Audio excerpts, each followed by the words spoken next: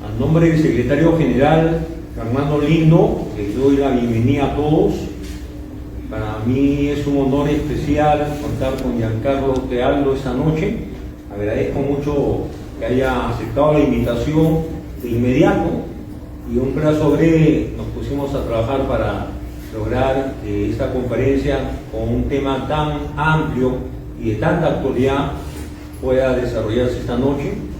Un saludo también a quienes nos siguen por las redes sociales y me voy a permitir darle el uso de la palabra por 20 minutos aproximadamente a Giancarlo para que haga una primera presentación, luego alternaré yo y habrá una segunda vuelta y seguramente luego la participación del público para las preguntas o comentarios que sean necesarios formular. Así que Giancarlo, bienvenido, tienes el uso de la palabra.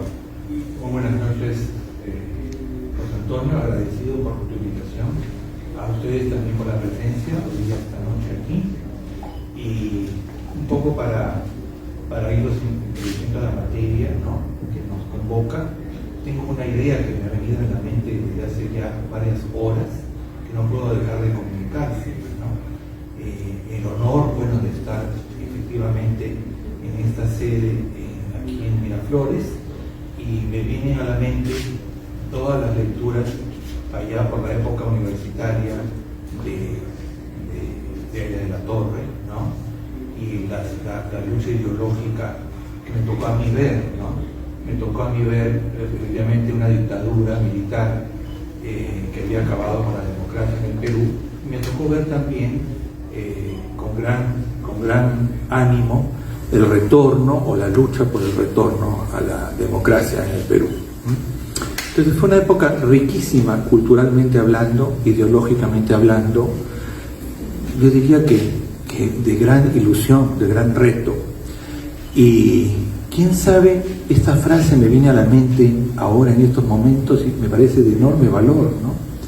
El hecho de que este personaje de la historia del Perú, que era Aya, que tenía sus ideas muy claras, por supuesto, ¿no?, nos dejara la idea del antiimperialismo. Y en los últimos años me ha tocado colaborar en programas de radio y también ahora en televisión por cable. Hace un año casi que hay un programa de televisión por cable en que muchos de estos temas tratamos de acercarnos y de, como dicen varios personajes políticos en estos últimos días, de adecentarlos, es decir, o de desasnarnos, ¿no?, por la cantidad de basura visual, radial, que recibimos, o periodística también, ¿no?, que recibimos ya desde los años 90, ¿no? Entonces hay algo importante, y ese fondo que me viene mucho es el hecho de que los acontecimientos internacionales, que todos ustedes seguramente estarán a tanto de lo que viene sucediendo en el mundo, son revolucionarios, son de un gran cambio. El mundo se encuentra atravesando una edad histórica, una época histórica importante.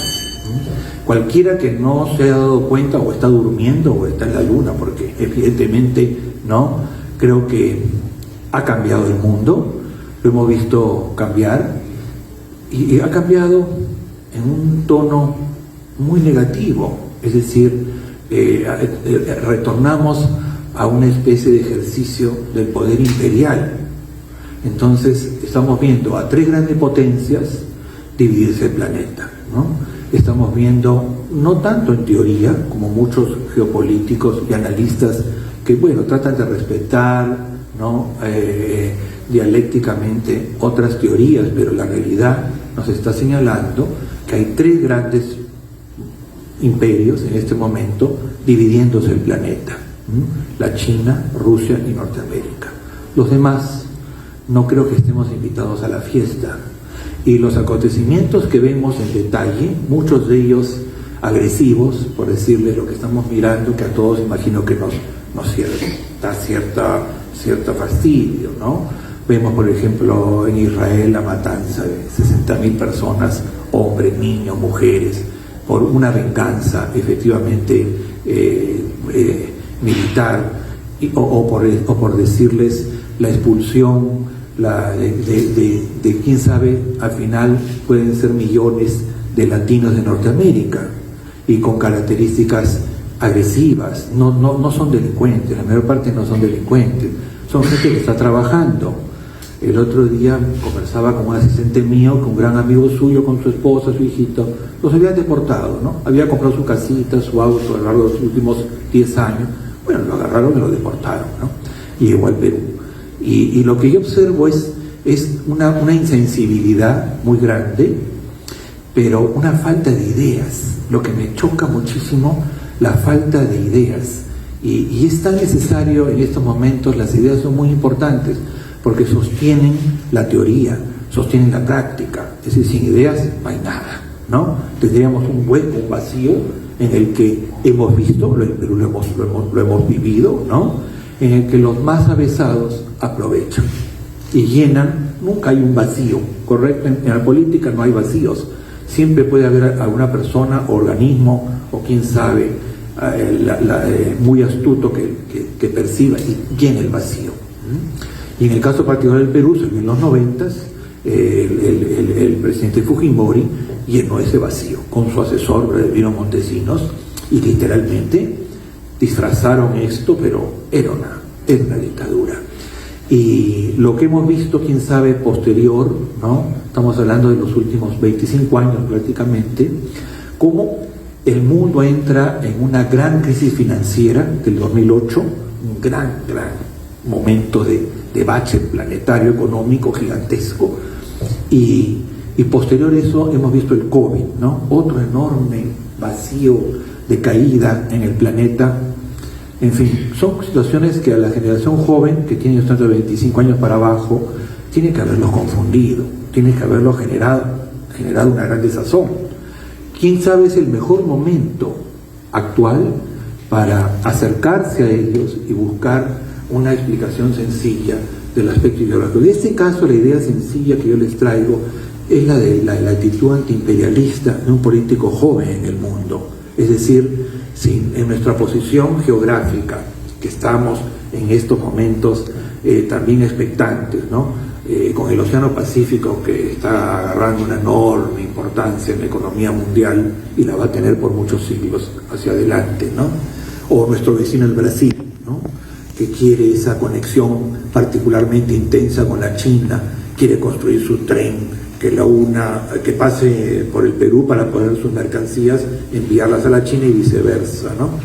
Entonces estamos viendo cuestiones geográficas, geopolíticas de enorme importancia, de enorme trascendencia, y el Perú no está fuera de eso.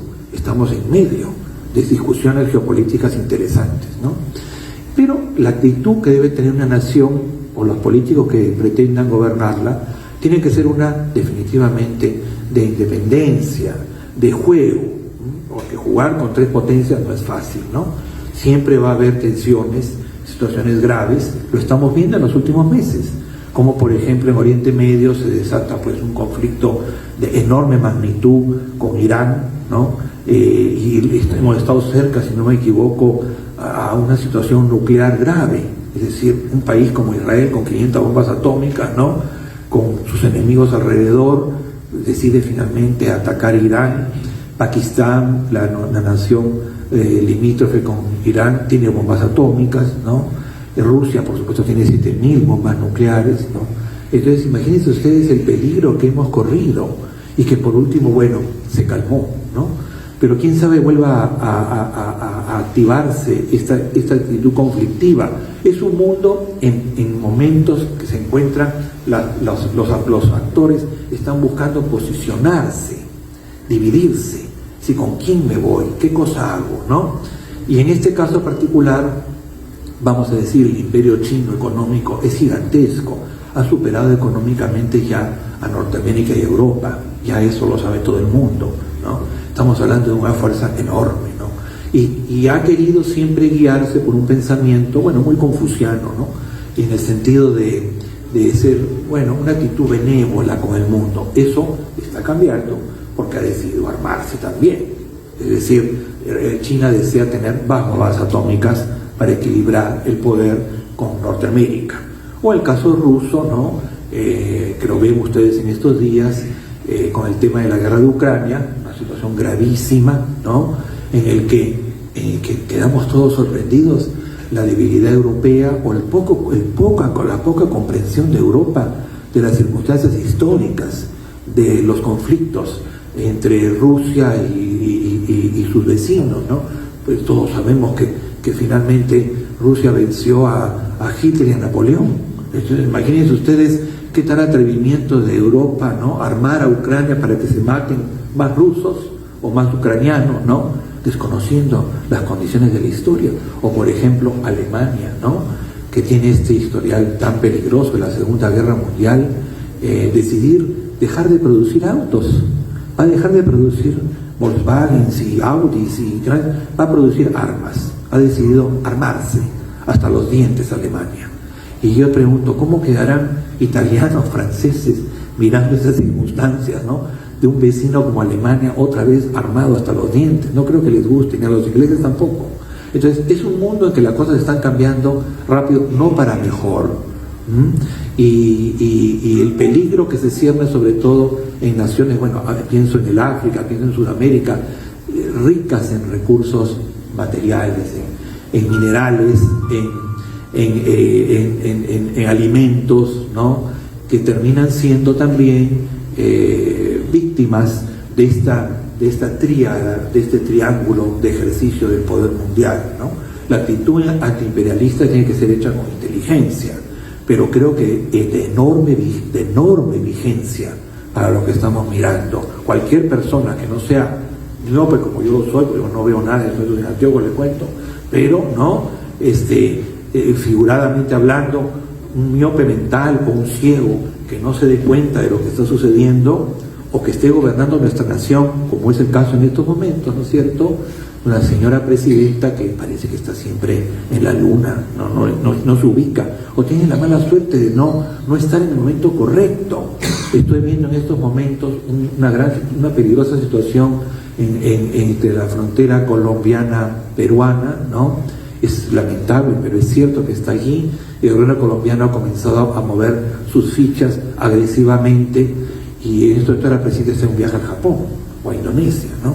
Entonces hay una poca inteligencia y poca idea de manejar la cosa pública y la situación internacional, y creo yo que acá José Antonio no me dejará mentir, hemos tenido en el pasado personas brillantes manejando situaciones como el ex canciller que ya falleció, José García Belaúnde, ¿no? Que le tocó enfrentar brillantemente el tema marítimo con Chile y ganarlo en el Tribunal de la Haya, cosa que fue una victoria maravillosa del Perú, ¿no? El Perú no tiene problemas limítrofes, pero le están inventando nuevos.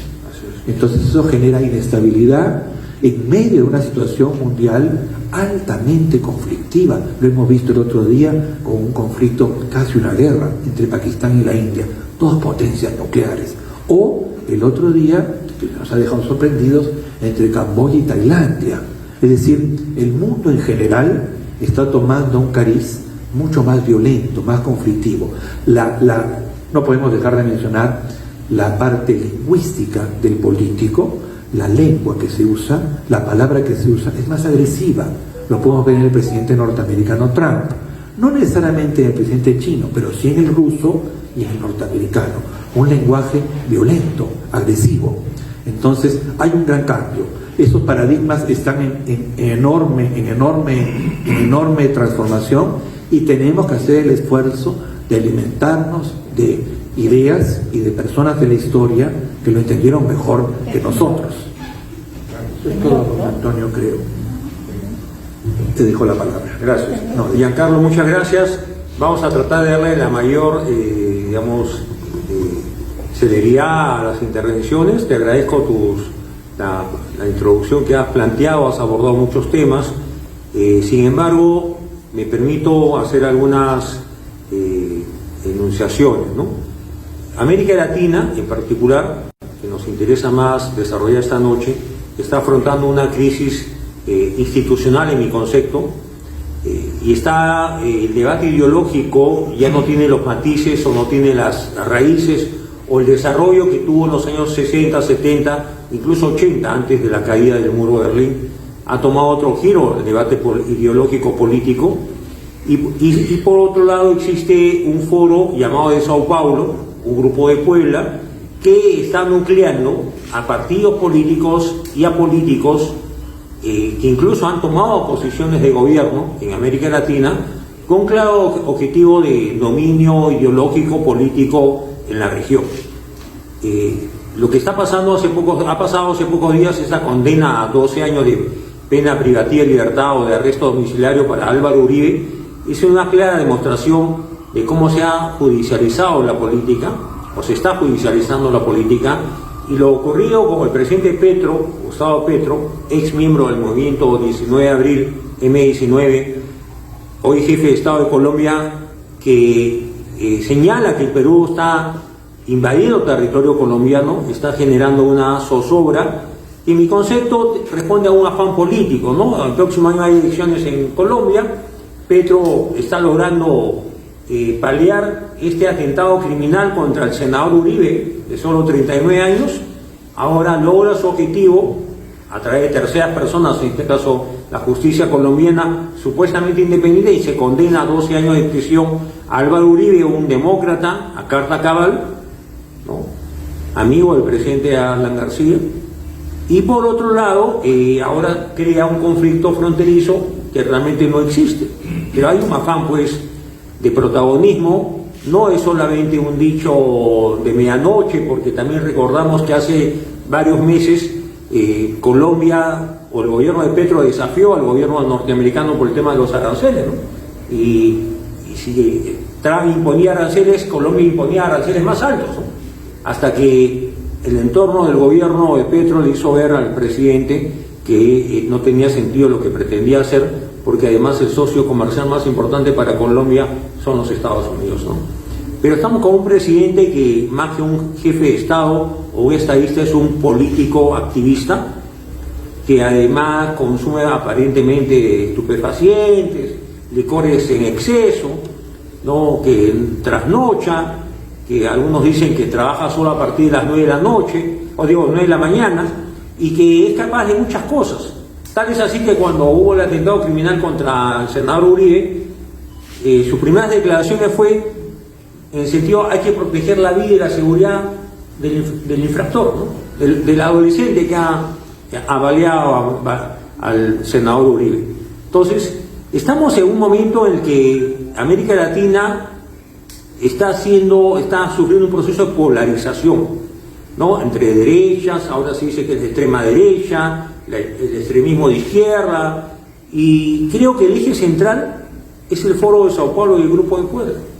Y un partido histórico como el APRA, un partido doctrinario al que ha hecho mención con tanto respeto y aprecio Giancarlo esta noche, un Aya La Torre que desde temprana edad, antes de los 30 años, escribió el antiimperialismo del APRA y lo tituló Antiimperialismo del APRA porque ha sido el eje central de la vida ideológica y política de un movimiento continental con raíces en toda América Latina y con raíces en el país, por supuesto.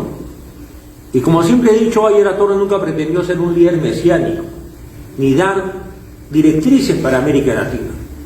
Sin embargo, vemos cómo el Foro de Sao Paulo, el Grupo de Puebla, coordinan entre ellos. Hay una agenda, hay una pauta política, hay un modus operandi, y si al presidente García dispusieron su arresto por 10 días en el 2019, ahora han logrado con Álvaro Uribe, ¿no?, una condena en primera instancia por 12 años, ¿no?, exactamente por 12 años. Entonces, estamos ante situaciones graves. Hace un año tuvimos en esta sala, en esta mesa, a la oposición venezolana, a la comunidad venezolana en el Perú, reclamando libertad para Venezuela, y reclamamos libertad en el sentido que somos un partido que siempre ha exigido y ha demandado libertades para todos, y más aún un partido que ha sido privado de su derecho a la libertad. Un Aya La Torre que fue preso en el Panóptico, que estuvo clandestino 11 años, que estuvo asilado en la Embajada de Colombia en Lima más de 5 años, y un partido que estuvo proscrito casi más de 30 años, y donde se impuso incluso el veto militar. Entonces, tenemos autoridad moral y lo menos que como podemos hacer es reclamar libertades para Venezuela, libertades para América Latina y tener claro, como lo ha dicho con tanta propiedad Giancarlo esta noche, que el mundo está en manos de tres grandes ejes o potencias, ¿no? Norteamérica, como un Estados Unidos que avanza como el gran, o pretende recuperar las posiciones que perdió en los años tal vez de Biden o el presidente Obama, ¿no?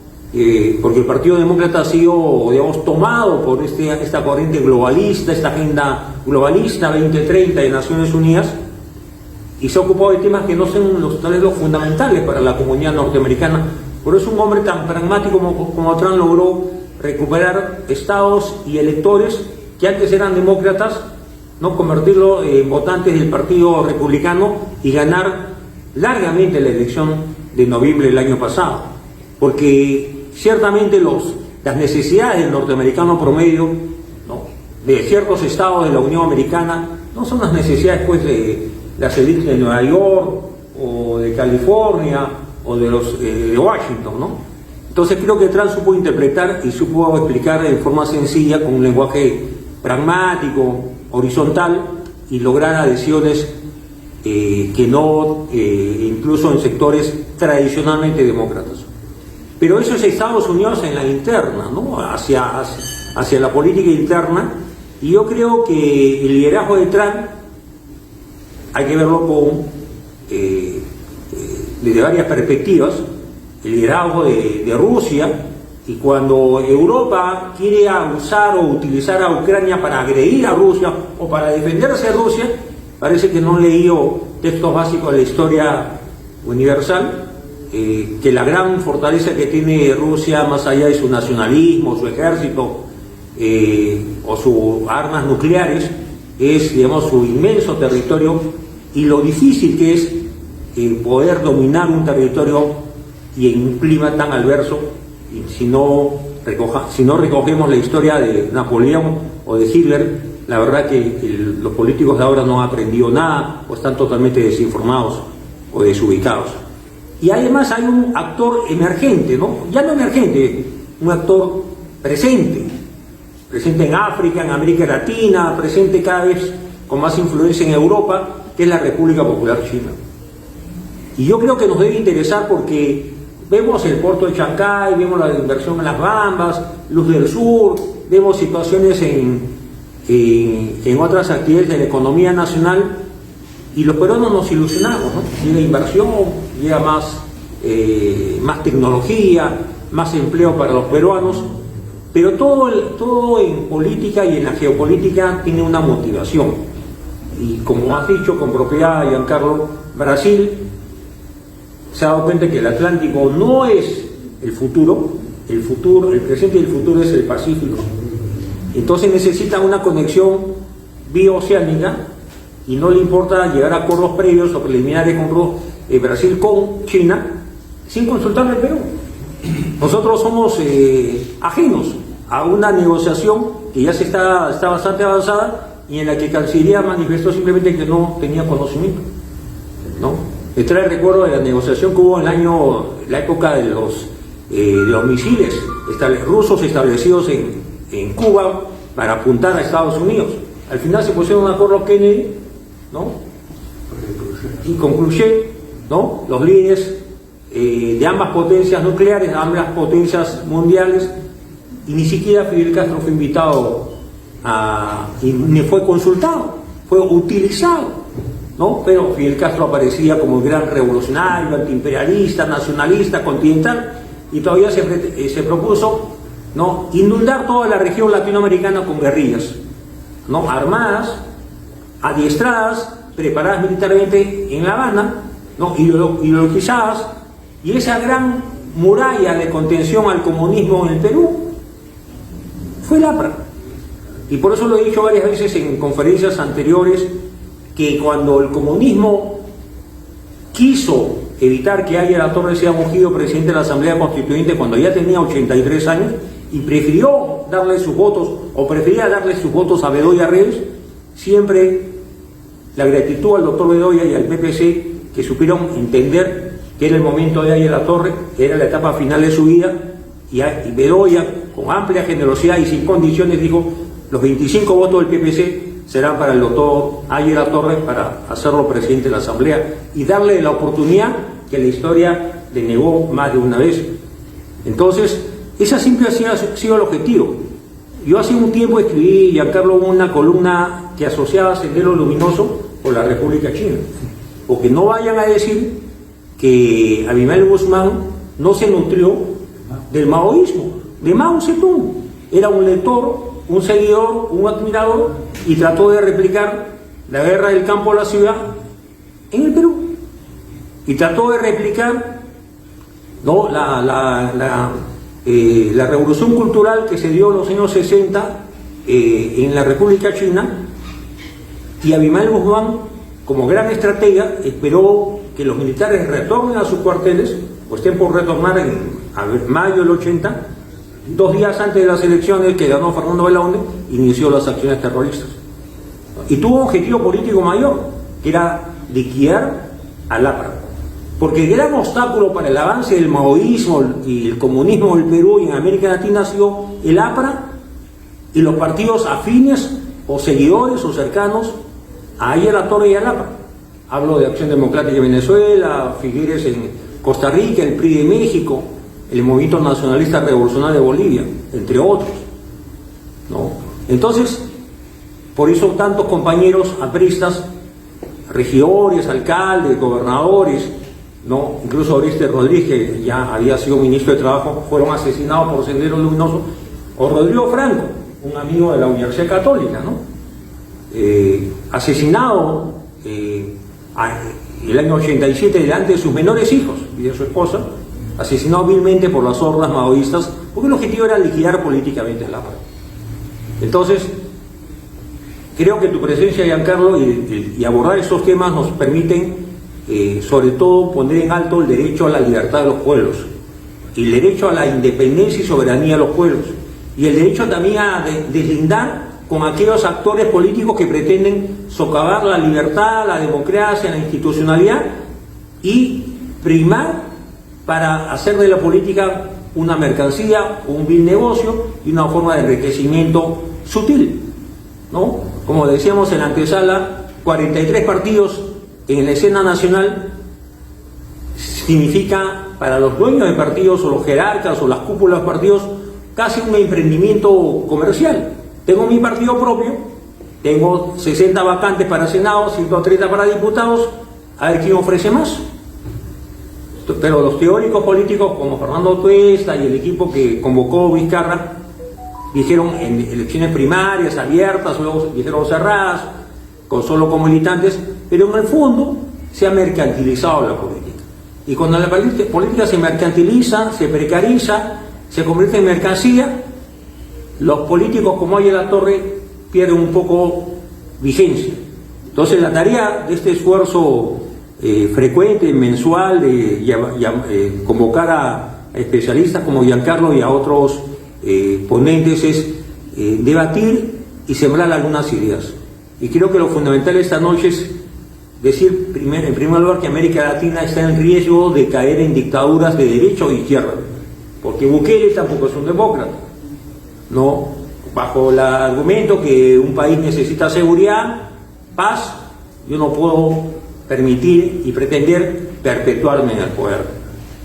Nadie es mesiánico y nadie debe ser caudillo. Y si queremos partidos, los partidos están formados por militantes, y los militantes no pueden ser, digamos, las cúpulas no pueden ser los que tomen decisiones prescindiendo de las militancias, y no pueden los países acostumbrarse a tener líderes, digamos, vitalicios.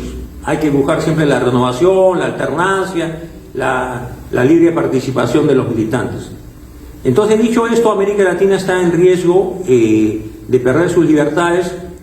Yo lamento que el presidente López Obrador haya tenido un trato tan poco cortés con nosotros a raíz de la crisis derivada del golpe del 7 de diciembre del 22. Ahora la señora Claudia Sheinbaum es casi una operadora de López Obrador. Dudo de que tenga discernimiento para tener una línea propia política. Y bueno, Estados Unidos le exige a México lucha contra el narcotráfico, control migratorio, ¿no? Ha tratado de repensar Trump el tema del Tratado de Libre Comercio y subir los aranceles. Pero creo que Brasil, que ha pretendido ser siempre el gran líder de América Latina, y no por gusto Brasil, con un líder obrero en su momento, sindicalista en su momento, había un líder que tomó el manejo del foro de Sao Paulo luego de la muerte de Fidel Castro, ¿no? Lula da Silva, ha causado tanto daño en la política nacional, porque no vamos a pensar que Lula da Silva no ha sido el gran inspirador de esta trama de Odebrecht, donde varias empresas constructoras brasileñas hacían de los mejores contratos y obras públicas en Perú y varios países de la región a cambio de prebendas para los políticos o los funcionarios públicos. Y el Perú aún no se recupera de esa trama de Odebrecht. Ayer hemos visto en el Congreso a José Domingo Pérez, ¿no? Que se le cayó el agua, ¿no? Derramó agua sobre la mesa, pero eufórico, ¿no? Pletórico, lleno de voces altisonantes, y con la verborrea que lo caracteriza, desafiando la majestad del Congreso. Y ahí viene pues la necesidad de tener políticos, no solamente congresistas, también políticos, ¿no? Porque un fiscal de menor jerarquía como es José Domingo Pérez no puede ir a tener ese tipo de inconductas en el Congreso Nacional, cuando la pregunta simplemente era el acuerdo de colaboración eficaz, pregunta que no contestó, que evadió, ¿no? Entonces digo todo esto porque, como el tema que nos convoca esta noche, ¿no? Debate ideológico, se ha perdido el debate ideológico. Una prisa, ¿con quién va a debatir? Se supone con su par de la izquierda marxista-leninista, pero los marxistas-leninistas de antes ya no se llaman tal, ahora se han caviarizado, ¿no? O son ONGeros que han encontrado una manera de hacer emprendimientos personales, incluso familiares, porque hay ONG que son familias las que la conducen, esa responsabilidad. Y en ese tema también la decisión que tomó Trump, ¿no? Al inicio de su gobierno, cerrar, ha cerrado USAID, ¿no? Pero como hay otras fuentes de financiamiento alternos, los cooperantes, que ya no será USAID, ya no será Estados Unidos, serán otros cooperantes canadienses, europeos o de otras nacionalidades o latitudes, los que cooperen con esta llamada sociedad civil, que en el Perú ha tomado un vigor inmerecido, porque la política no puede estar en manos de las ONGs, la política tiene que estar en manos de los partidos políticos, ¿no? Y ahora los partidos políticos se han convertido ha habido una ley de partidos, un financiamiento público a los partidos, ¿no? Un rigor para fiscalizar a los partidos, sus ingresos, sus gastos, pero en realidad se ha causado un enorme daño, porque a ninguna democracia le conviene tener 43 partidos y a ninguna democracia le conviene tener, miles de aspirantes al Congreso, o dejando de lado requisitos mínimos, ¿no? Que es la militancia y la antigüedad, porque una de las cosas que también se ha legalizado en el Perú es el transfugismo, el cambio de camiseta. Hoy soy de un partido, en 5 años soy de otro partido, o soy elegido congresista por una agrupación, luego digo que por un tema de conciencia ya no me siento cómodo con esa agrupación y me voy a otro grupo parlamentario, o me pongo en el grupo de los no agrupados, que es como decir un bolsón de independientes. Entonces todas estas cosas se están pasando y todo esto está dañando el debate ideológico, como decíamos también en la antesala, esto de la semipresencialidad del Congreso, esto de la virtualidad del Congreso, esto que las sesiones plenarias de 130 congresistas hay solo en la sala de sesiones 20 o 30 y el resto está, sabe Dios dónde, ¿no? Conectados, dicen, ¿no? Vía el sistema informático, pero se pierde la esencia del parlamentarismo, la esencia de lo que Aya Latorre siempre hablaba, el primer poder del Estado. Y Aya Latorre era un admirador del Parlamento inglés, del primer poder del Estado, ¿no? El eje central de la política de un Estado democrático, el Parlamento, donde están representadas todas las fuerzas políticas. Entonces, hace unos días escribí una columna donde yo planteaba que ya no haya sesiones virtuales, que el trabajo sea presencial, que el debate sea presencial en comisiones y en las sesiones plenarias con mayor razón, y por otro lado, hacer algunos ajustes en el reglamento del Congreso para darle mayor seriedad al trabajo parlamentario, entre ellos, por ejemplo, eliminar la semana de representación, que no tiene mayor sentido mantenerla vigente. Entonces, debate ideológico es lo que quisiera el APRE y quisiéramos nosotros desde esta tribuna, que el país pueda ser testigo los próximos meses y el próximo año. Debate ideológico, debate político, y marcado también por una batalla cultural que está señalada en la Agenda 2030, donde hay una agenda donde el aborto, la ideología de género y ciertos derechos novedosos que dice que son derechos de cuarta generación, ¿no? Dejando de lado la esencia del ser humano, que es el derecho a la libertad, ¿no? El derecho a la propiedad, ¿no? Y el derecho de constituir una familia. Entonces, estos temas los vamos a seguir tratando, y Giancarlo, te doy nuevamente el uso de la palabra porque vamos a darle fluidez a esta conversación. Me parece muy interesante lo que nos estás contando, José Antonio. Hay varios temas, bueno, se está viendo un abanico de situaciones, ¿no? Muy bien los has puntualizado, ¿no? Y algunos de ellos, bueno, son mucho más, tienen una sarta de consecuencias gravísimas, ¿no? Como bien lo explicas, el hecho de que, bueno, en estos últimos, no solamente en el Perú, porque lo he podido ver en mis viajes en muchos otros lugares del planeta, ¿no? Estuve viendo situaciones en la India, estuve viendo situaciones en otros lugares, también en México, en el Brasil, ¿no?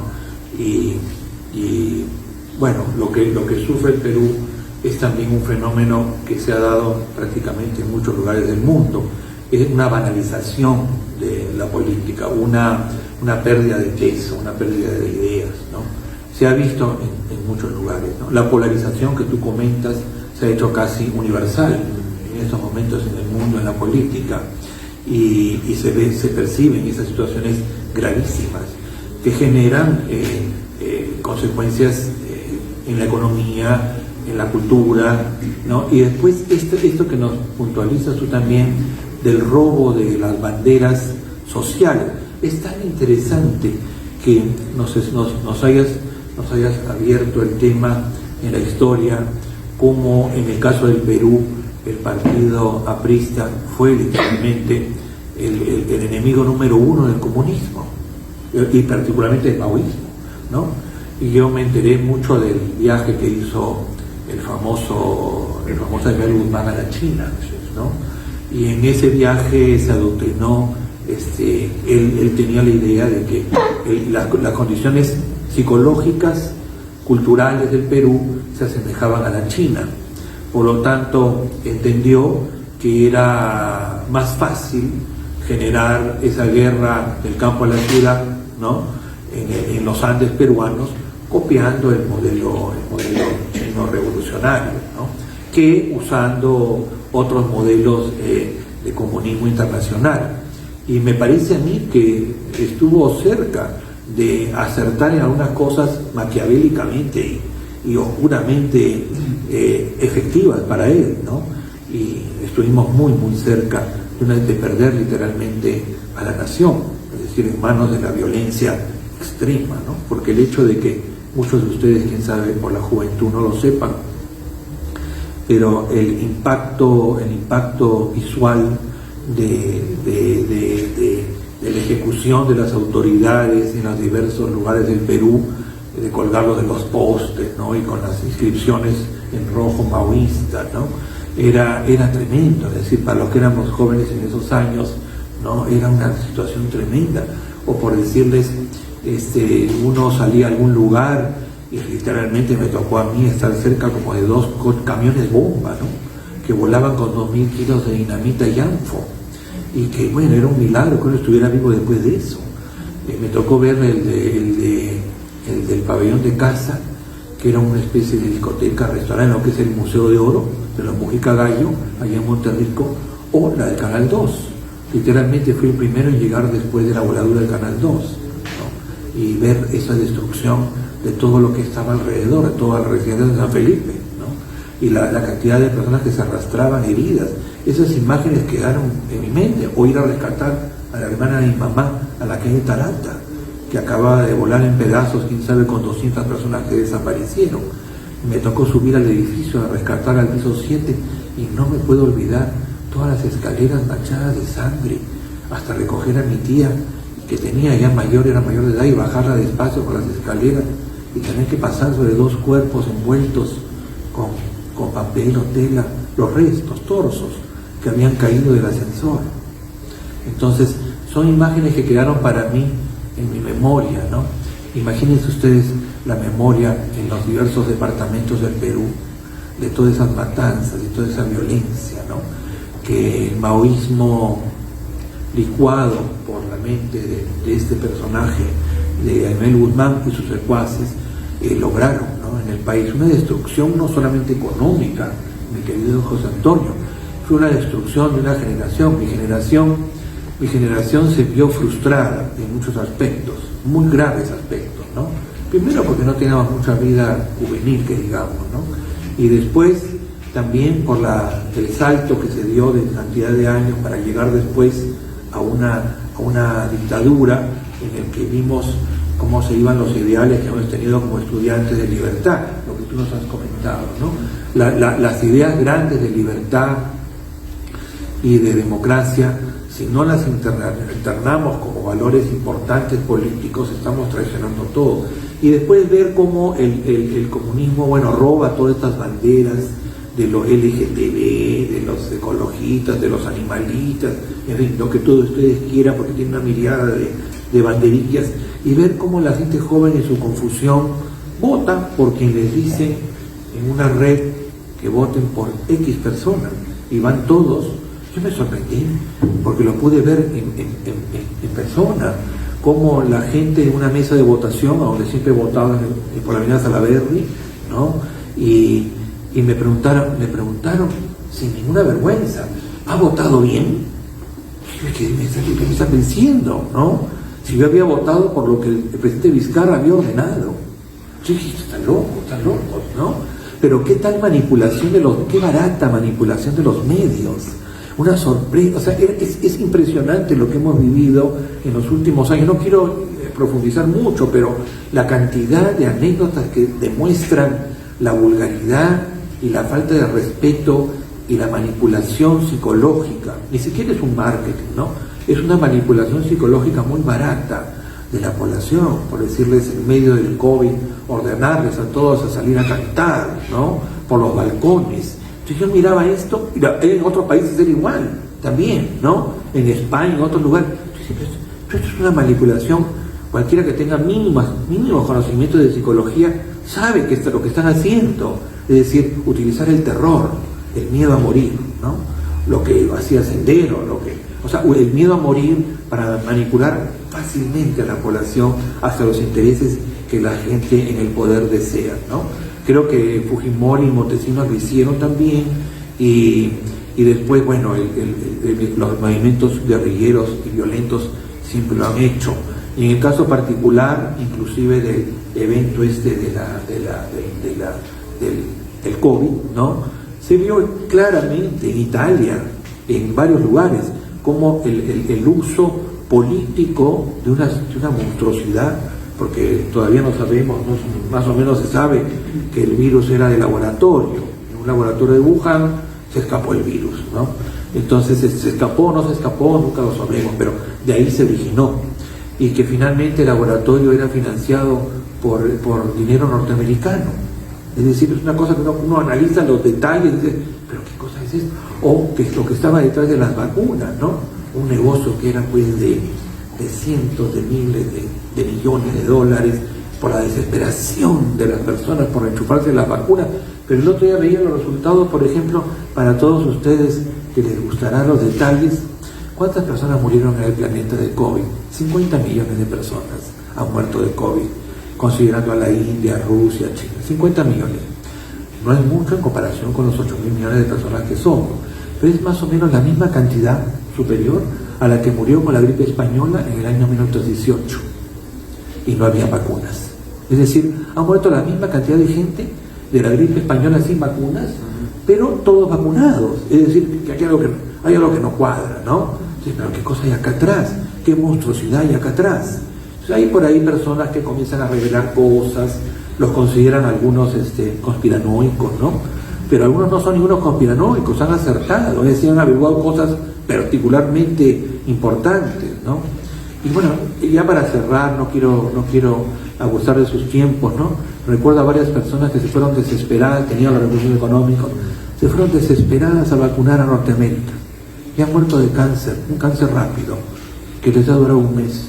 He conocido a 3, una gran pintora, un gran abogado de uno de los estudios más conocidos del país y otra persona más, son 3, y se murieron de un cáncer súbito en un mes. Y yo, puede que esté equivocado, por supuesto, ¿no? Pero yo creo que todo esto era experimental, es decir, han experimentado con todos nosotros, con el RNA, el DNA o lo que sea. Son experimentaciones que no tenían mucho asidero. Entonces, vacunados o no, ha muerto la misma cantidad de gente que murió en la época de la gripe española. Es extraño, ¿no? Entonces, creo que uno tiene que estar cabo, igual en el mundo político, todo este uso de temas tan personales para usarlos como banderas. Las banderas normales de los sindicatos, ¿no? De los trabajadores, de los movimientos sociales, de la salud, el trabajo, ¿no? Son tan importantes o más importantes que todo lo demás junto. Es decir, culturalmente todo se maneja hoy día por redes y por supuesto que entendemos que por allí la manipulación es mucho más sencilla. Yo tengo un ahijado que es un cerebro del marketing, que ahora está en México, ¿no? Maneja varias empresas importantes del planeta desde Ciudad de México. Y es relativamente joven, pero me ha explicado muchos trucos y cuestiones de marketing que dejaron uno sentado, ¿no? Entonces, esta frialdad para generar una necesidad, o en el marketing político, ¿no? Cómo manipular. Entonces yo creo que un poco creo que no perdemos el contenido, ¿no? Lograr dar mayor contenido a la pasión política, creo que tiene mucho sentido por una época tan vacía como la actual, ¿no? En fin, es todo lo que les comentaría, Antonio. Muchas gracias, Giancarlo. No, a ti las gracias. No, en realidad, digamos, sigue siendo para nosotros una preocupación la hegemonía de ciertas potencias, y cuando Aya La Torre irrumpe en el escenario latinoamericano y habla de el antiimperialismo yanqui, muchos señalaban que Aya La Torre no hablaba del antiimperialismo, o no señalaba, no se ocupaba del Reino Unido, la Gran Bretaña, ¿no? Que había tenido una gran hegemonía en la región hasta antes del surgimiento hegemónico de los Estados Unidos en América Latina.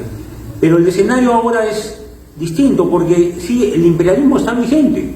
Quienes digan que el imperialismo hoy no existe están en un grave error.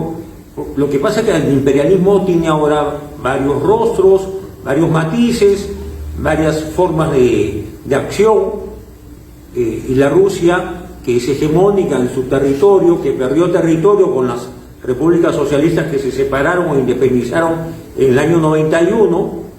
Una de ellas Ucrania, quiere recuperar sus posiciones anteriores, quiere recuperar parte de su territorio, quiere volver a renacer y quiere competir de igual a igual con una Unión Europea que en mi concepto ha devenido poco eficiente productivamente, ha decaído económicamente, no tiene la fuerza que tuvo en algún momento en la economía mundial, y es porque las corrientes ideológicas, este globalismo, este mundo de la sociedad civil ha tomado el control de muchos países de la Unión Europea, y si no nos podemos preocupar unos minutos de hablar de España, ¿no?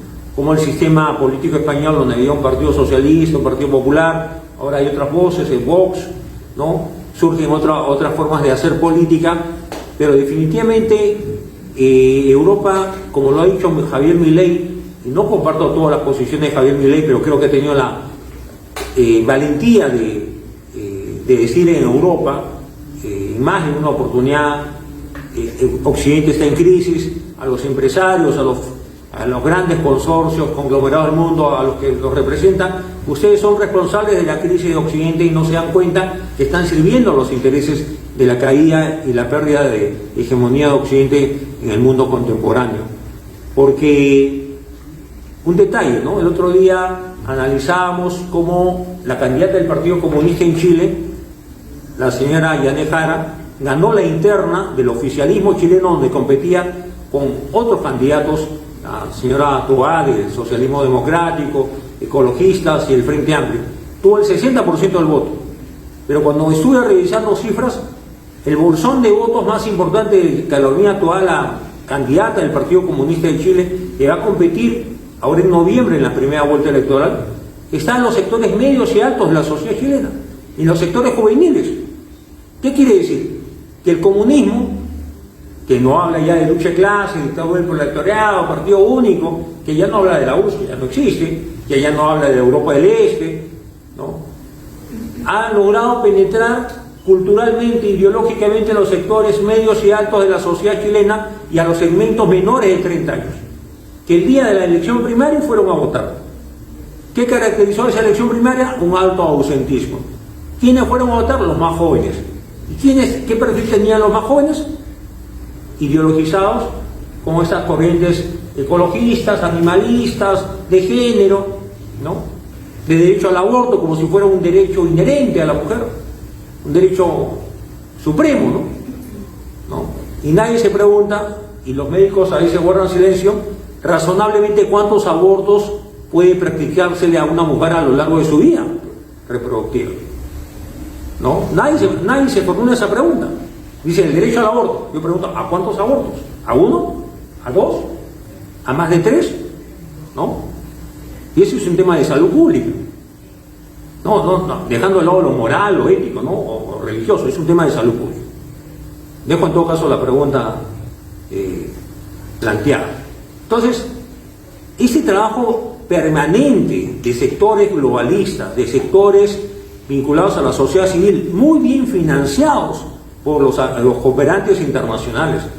USAID lo fue, ya no lo es, o no lo será, por lo menos por el plazo más inmediato, durante el gobierno de Trump, ¿no? Pero han ido cambiando y alterando la política en América Latina, porque también yo me tomé el tiempo de revisar quiénes habían votado por el Partido Morado en la elección del 2021, y habían votado los más jóvenes de los barrios residenciales de Lima: Miraflores, San Isidro, Barranco, San Borja, Surco, La Molina, Jesús María y Magdalena. Ahí está el bolsón del Partido Morado, ¿no? Entonces, hay un trabajo político, hay un trabajo ideológico, soterrado. Y yo decía he dicho más de una vez, ¿dónde está el partido escuela que fue siempre el partido aprista? ¿Dónde está el partido que enfrentó al comunismo? Tal vez el APRATEN tiene que replantearse la tarea. Ya no nos enfrentamos al comunismo maoísta o el comunismo moscovita. Bueno, todavía está Cerrón, ¿no?, hablando de que Cuba es un país que goza de libertades y bienestar, ¿no? Sería interesante debatir con Vladimir Cerrón, de Perú Libre, ¿no?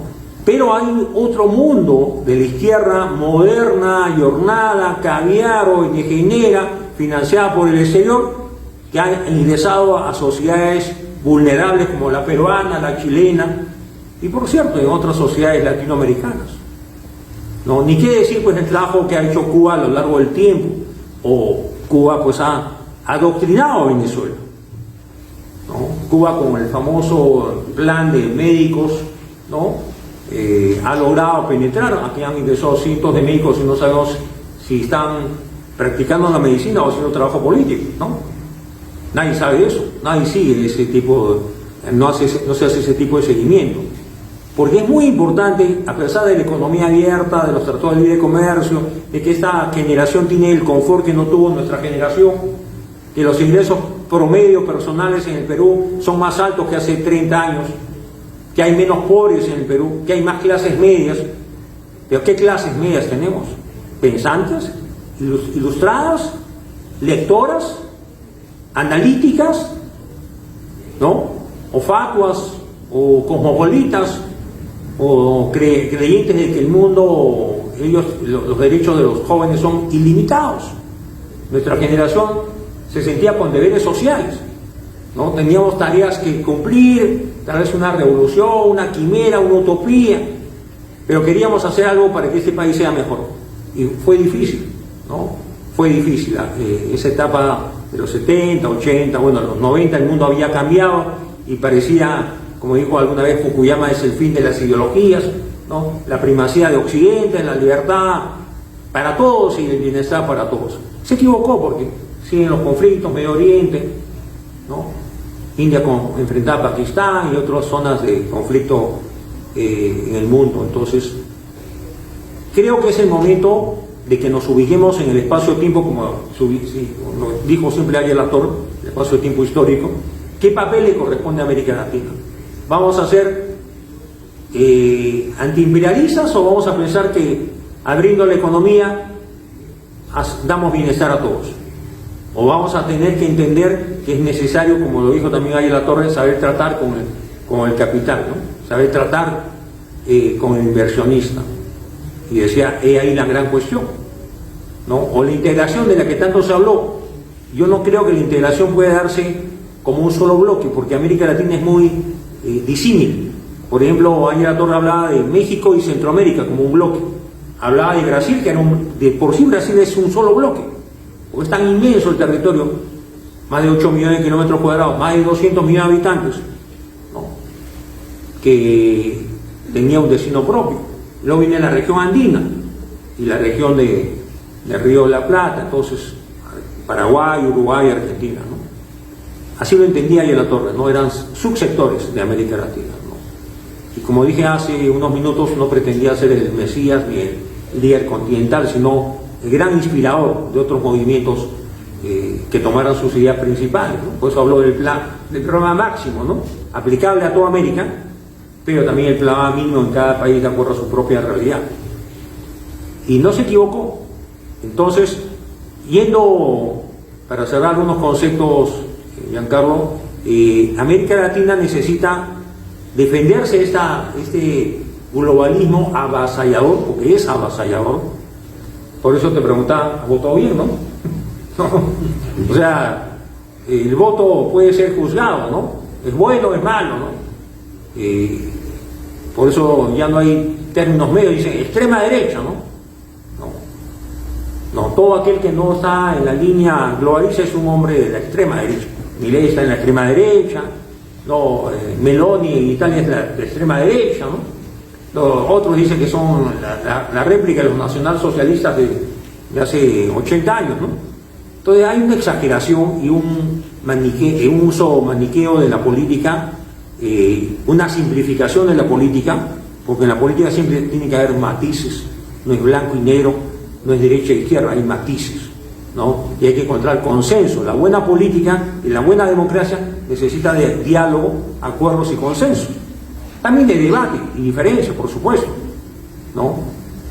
Por ejemplo, una de las cosas que más daño le causó a la política nacional fue este enfrentamiento entre apristas y militares. Los militares impidieron que Ariel Latorre sea presidente.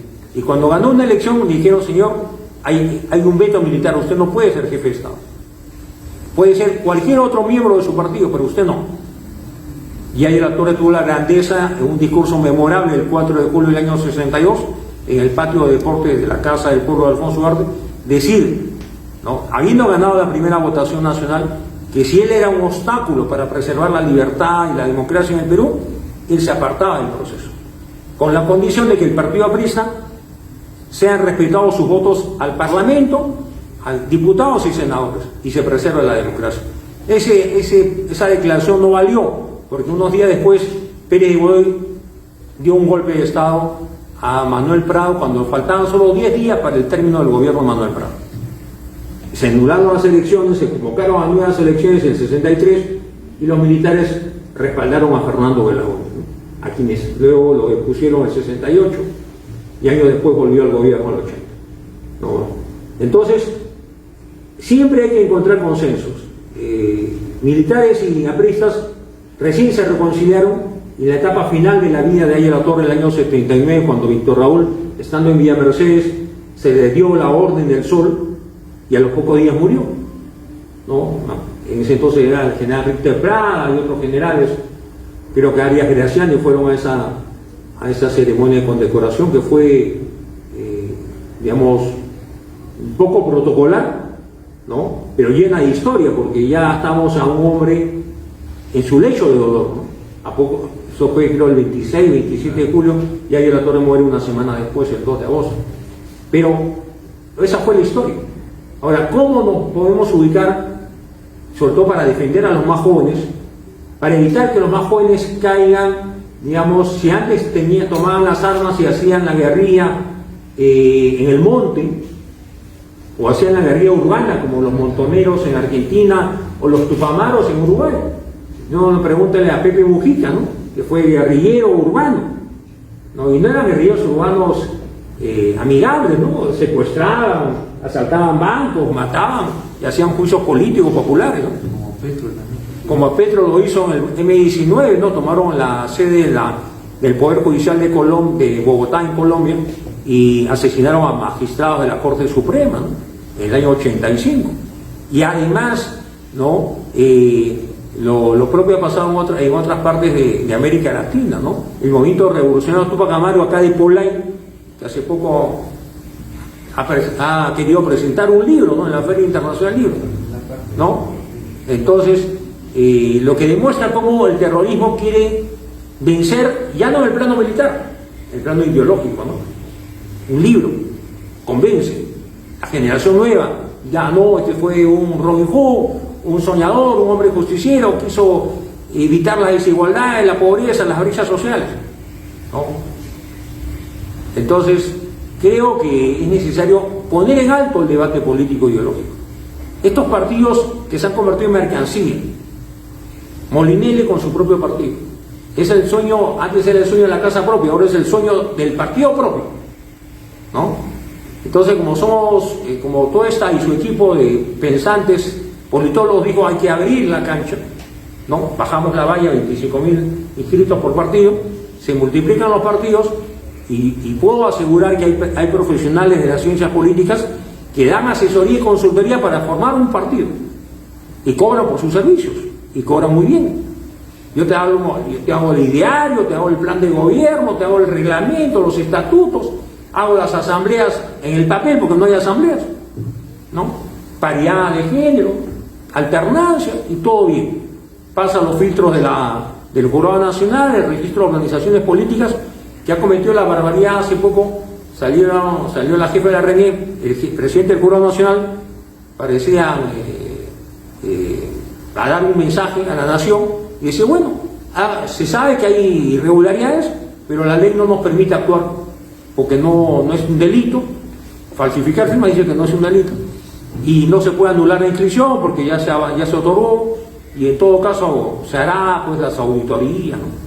Cuando lo menos que han podido hacer es dejar en suspenso esas inscripciones, porque tienen un origen doloso, ¿no?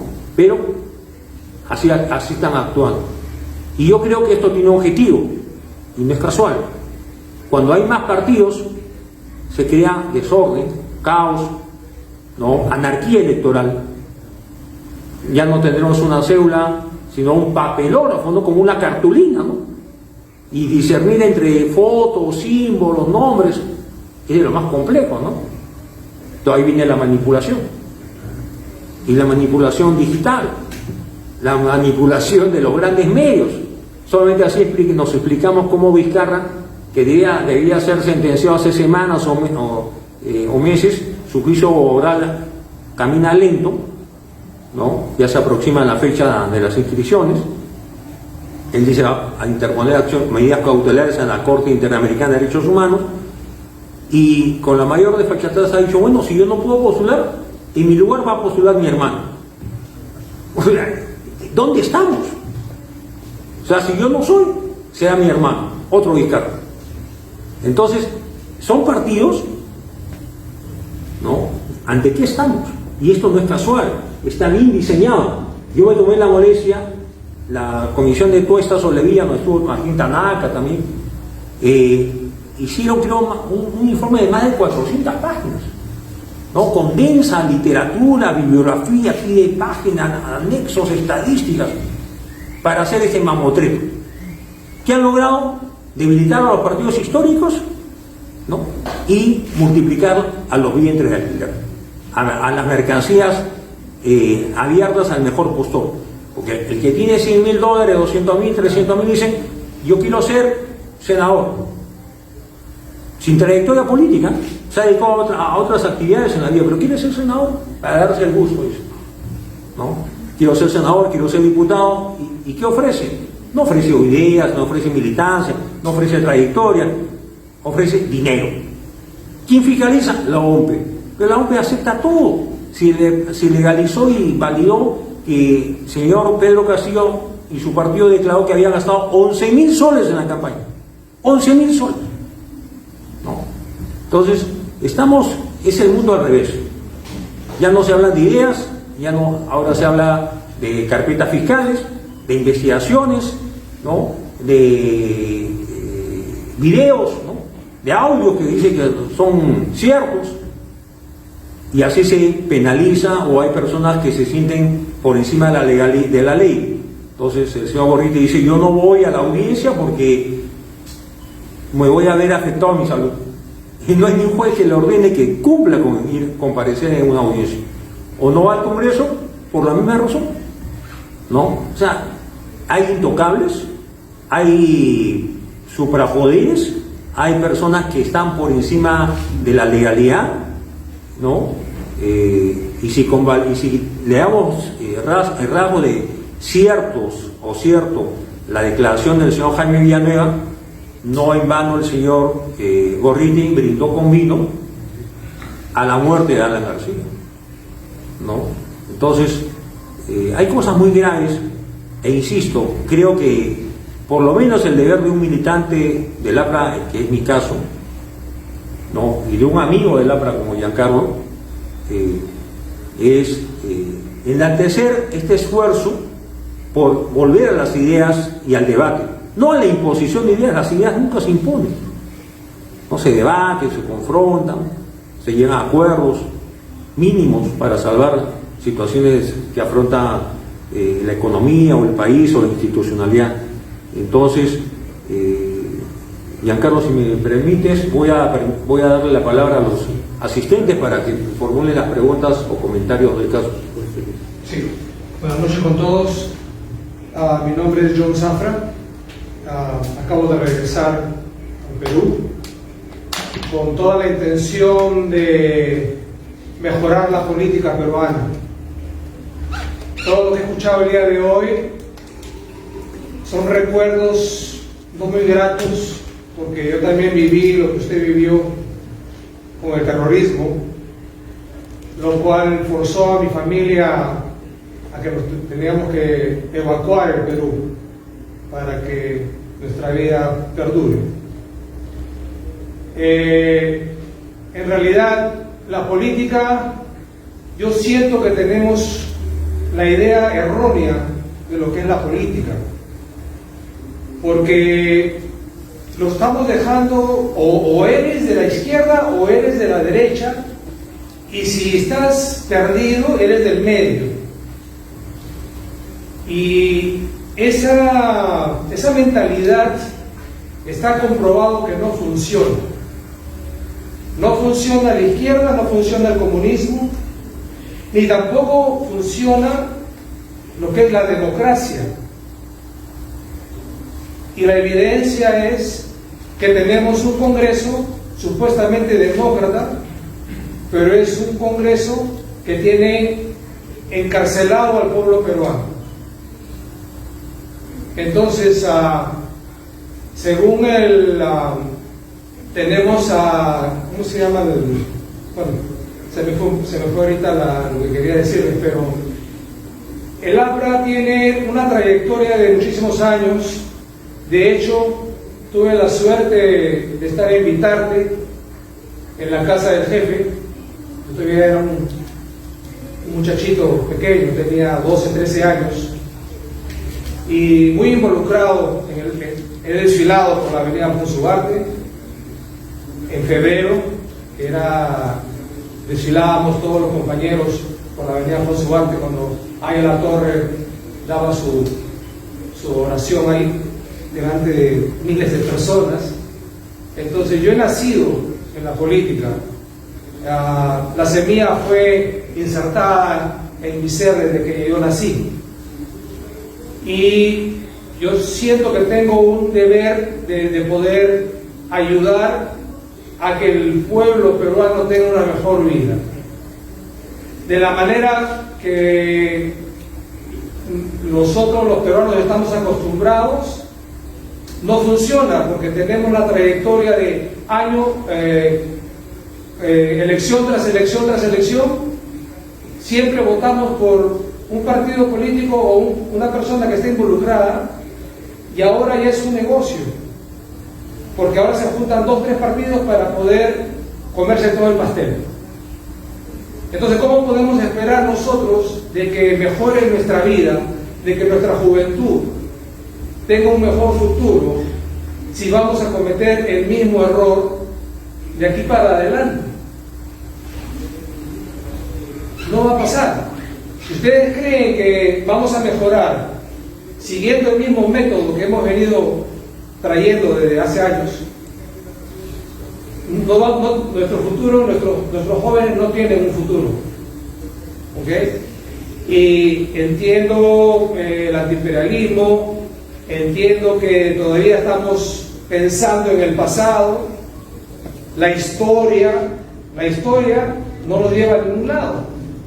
La historia hay que dejarla atrás. Tenemos que encontrar soluciones ahora para ir hacia adelante con otro sistema, un sistema que no sea lo que estamos viviendo en la actualidad. Tengo muchas ideas, pero yo no sé cuándo es el momento de poder dialogar para ver cómo podemos efectuar este cambio, que tiene que ser un cambio positivo, que el APRA se lo merece, porque sería fabuloso que el partido aprista salga con una nueva idea, con un nuevo líder que pueda transformar completamente al Perú. Y para eso he venido, para ver si se puede lograr esa idea. Gracias. Bueno, muchas gracias. Le contesto y le doy la palabra. Bueno, en primer lugar, bienvenido, porque es una persona que retorna al país y con voluntad de servicio y dar propuestas de alternativa para un mejor futuro. En realidad, la idea de una conferencia es conceptualizar siempre, ¿no? Hay que a veces hacer precedentes, historias, recuerdos, evocaciones, pero también plantear cuál es el contexto de hoy, y creo que lo hemos tratado de hacer, Giancarlo y el que habla. Ahora, ¿qué necesita un partido histórico como el APRA? Ciertamente necesita oxigenarse, revitalizarse, abrirse a otras ideas, invitar a los independientes, a los amigos. Yo recuerdo que Aya La Torre siempre hablaba de los militantes, de los simpatizantes y los amigos del APRA, que a veces son más leales los amigos que los propios militantes, que a veces terminan desafiliándose o traicionando o migrando a otros partidos. Entonces, la lucha política no es fácil. Ahora, no hay un modelo perfecto, porque a veces se habla de volver a empezar, y por eso los afanes refundacionales de tener una asamblea constituyente, de dar una nueva constitución, porque con una nueva constitución no va a haber corrupción, no va a haber pobreza, y todos vamos a ser felices. Aya La Torre aceptó ser presidente de la asamblea constituyente, y en su discurso el 28 de julio del 78 habló de una nueva constitución para el siglo XXI. Ese propósito quedó trunco porque se derogó la constitución del 7-9 y de alguna forma se impuso, entre comillas, la constitución del 93. Y lo cierto es que Aya La Torre no era tanto de hablar de temas constitucionales, porque siempre he dicho que Aya La Torre postuló el año 31 a la presidencia, y el 62, y el 62 y el 63 no habló de una nueva constitución, a pesar que la constitución que promulgó Sánchez Cerro había participado el APRA solamente durante 3 meses de los debates, porque luego los apristas constituyentes fueron deportados, fueron expulsados del hemiciclo y deportados. Pero Aya no creía tanto que la constitución era cambiaba la suerte de un país. Por eso le hablaba, le hablaba mucho de las grandes ideas: irrigar la costa, industrializar el país, alfabetizar, educación pública gratuita, municipios elegidos, ¿no? Traer tecnología del exterior. Y en la etapa final de su vida dijo algo que siempre debe ser puesto de relieve: que ningún país subdesarrollado podía salir del subdesarrollo sin la ayuda económica y tecnológica de los países desarrollados de ese entonces, ¿no? Y además habló del fenómeno de interdependencia, porque acá en América Latina se habló mucho de la teoría de la dependencia, pero ahí a la Torre habló no de la teoría de la dependencia como Teotonio dos Santos, sino hablar de la teoría de la interdependencia, ¿no? Esa necesidad de unos y otros, y encontrar pues precisamente canales de buen trato con el capital extranjero. Por eso ayer la Torre no hablaba de que el imperialismo era la fase superior del capitalismo, sino que era la fase inicial del capitalismo en los países de menor desarrollo como en los países de América Latina. Dicho esto, yo saludo sus palabras. Yo lo invito más bien, porque una de las cosas que ayuda mucho a ordenar las ideas o es expresarlas o es escribirlas, ¿no? Y si tiene algunas ideas, escríbalas, no necesariamente es un ensayo ni una columna de opinión, pero escríbalas, porque así se van mejorando las propuestas. Yo creo que el Perú lo que necesita en el plano económico es crecer a mayores tasas de crecimiento, como hemos tenido en el quinquenio del presidente García, porque ahora con mucho orgullo dice la presidenta estamos creciendo más que otros países, pero apenas 3%, y un país para que reduzca pobreza necesita crecer por lo menos a 6% anual. Si China ha logrado ese desarrollo vertiginoso en 40 años, porque creció a tasas por encima del 10%, y ahora que crece a menos velocidad, sigue creciendo por encima del 5%. Entonces ha sacado de la pobreza a cientos de millones de personas, es la primera economía en cuanto a PBI, pero todavía tiene bolsones de pobreza, que seguramente va a poder atender sus necesidades en las próximas décadas. Entonces, yo no creo en los milagros económicos, yo sí creo en los procesos económicos que cuando tiene sensatez, sentido común, un gobernante y seriedad un gobernante, puede sentar las bases de un crecimiento a mayor velocidad. Y por otro lado también creo que la lucha contra la corrupción no debe ser declarativa, sino cierta y eficaz, porque Vizcarra decía que encabezaba la lucha anticorrupción, ¿no? Toledo era el líder de la anticorrupción, Humala también dijo lo mismo, ¿no? Pedro Castillo, y la verdad que no han sido ejemplos precisamente de hombres pros y decentes, ¿no? Entonces, te dejo la palabra, Carlos, si quieres contestarle a nuestro amigo.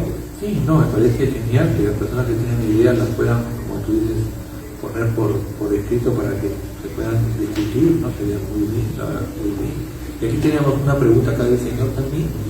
Sí, dos preguntas. Sí. Sobre todo felicitarlos. Muchísimas gracias, felicito. Gracias. Por estar acá. Yo soy de la base por Bolivia. Lo recuerdan a José Mantilla. Claro que sí. Bueno, para usted, compañero, lo felicito porque hay juventud y eso es lo que vale. Sea sincero por la pregunta. Eso sobre política actual. Quisiera que nos explique qué es lo que pasa en el partido.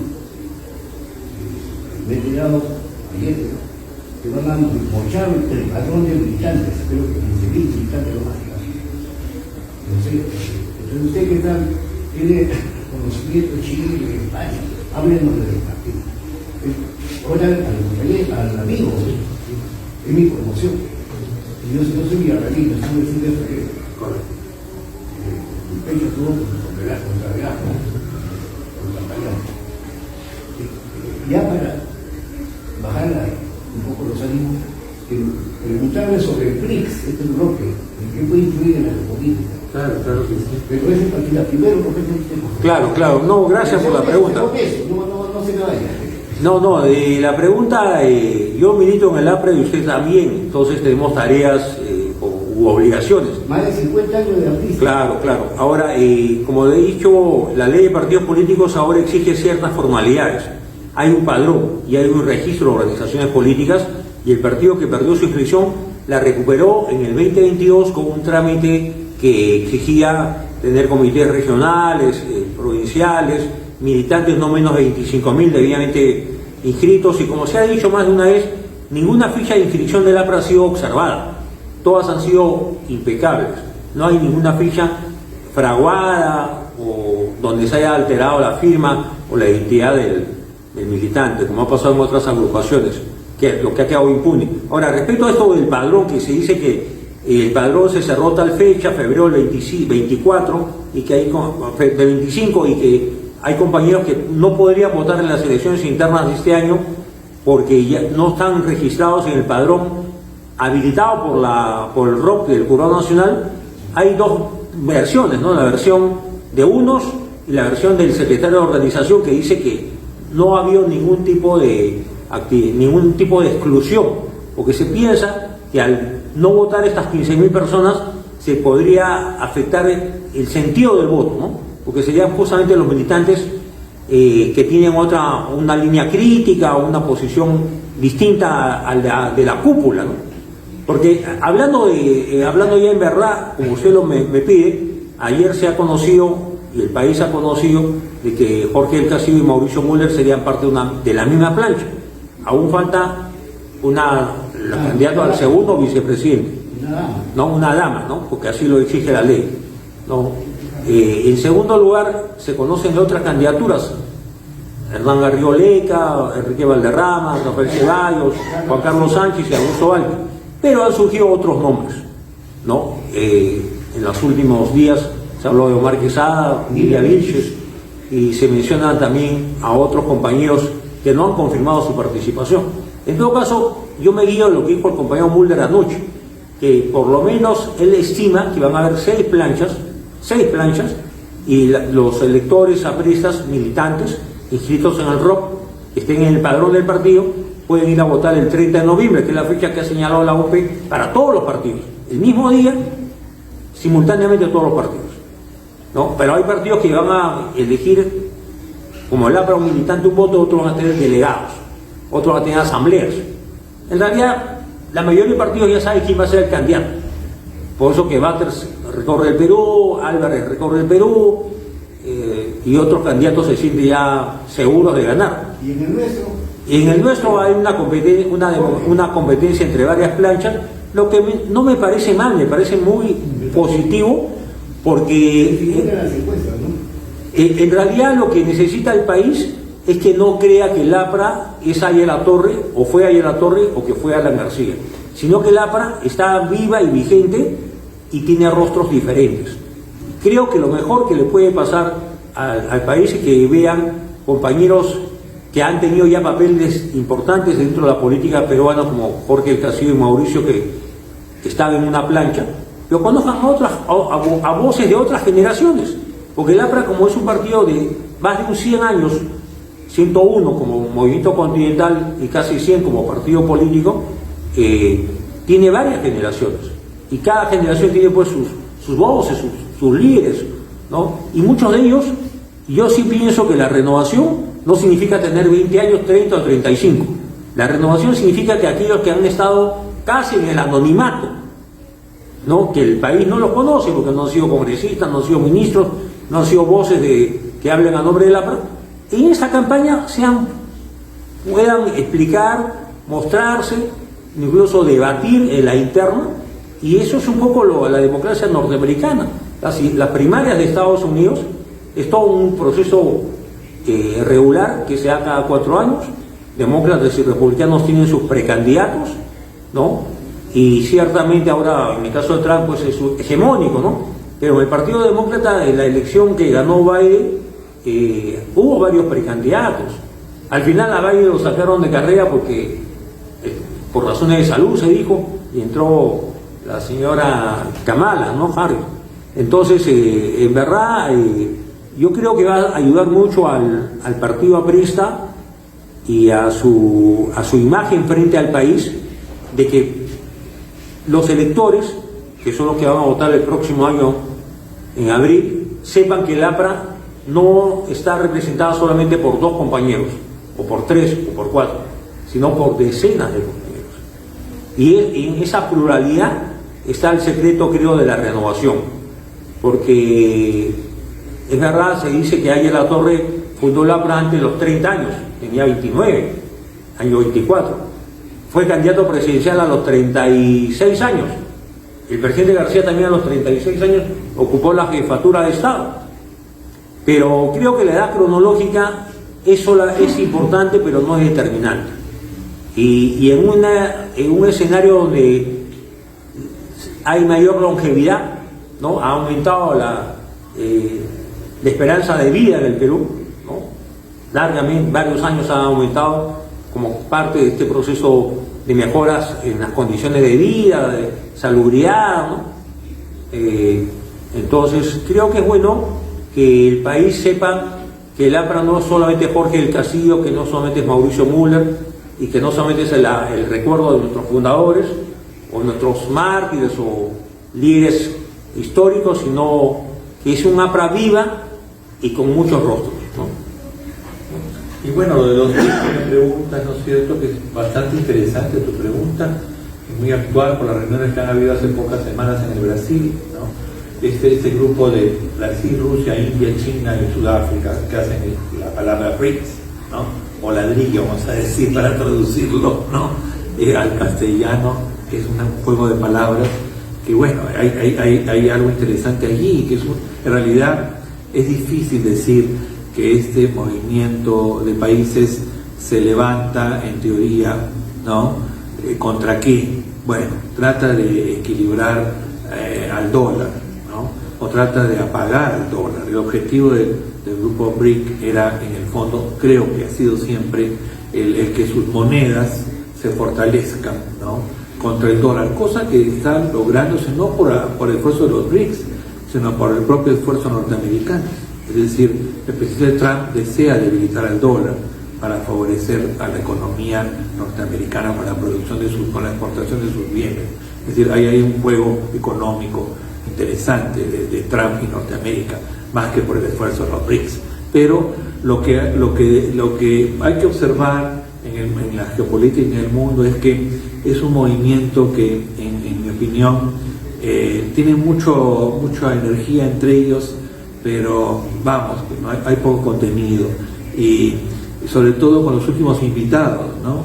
Que han tenido a Cuba e Irán invitados a las reuniones en el Brasil. En fin, no eran grandes asociaciones que le den mucho futuro al grupo. Entonces, vamos, sí es cierto que hay un movimiento grande, pero dentro está Rusia y China. Entonces, ¿de qué estamos hablando, no? De un movimiento que tiene por objeto opacar a Norteamérica, ¿no? Y así lo ha entendido Norteamérica en sus últimas declaraciones. Ha declarado muy evidentemente que cualquier medida que los BRICS tomen, ¿no es cierto?, contra Norteamérica será respondida rápidamente, ¿no? Por los aranceles y todo lo que estamos viendo en el mundo. Es un juego que creo que ha sido respondido claramente. No veo fortalezas futuras en ese tema de los BRICS. No se ve realmente. Hay otro tipo de intereses ahí adentro, ¿no? Y el presidente brasilero, bueno, que nos interesa en la conversación, que ha tocado muy bien el tema José Antonio, ha querido figurar allí, pero le fracasaron dos invitados. Es decir, no fue a la última reunión ni Xi Jinping ni Putin, ¿no?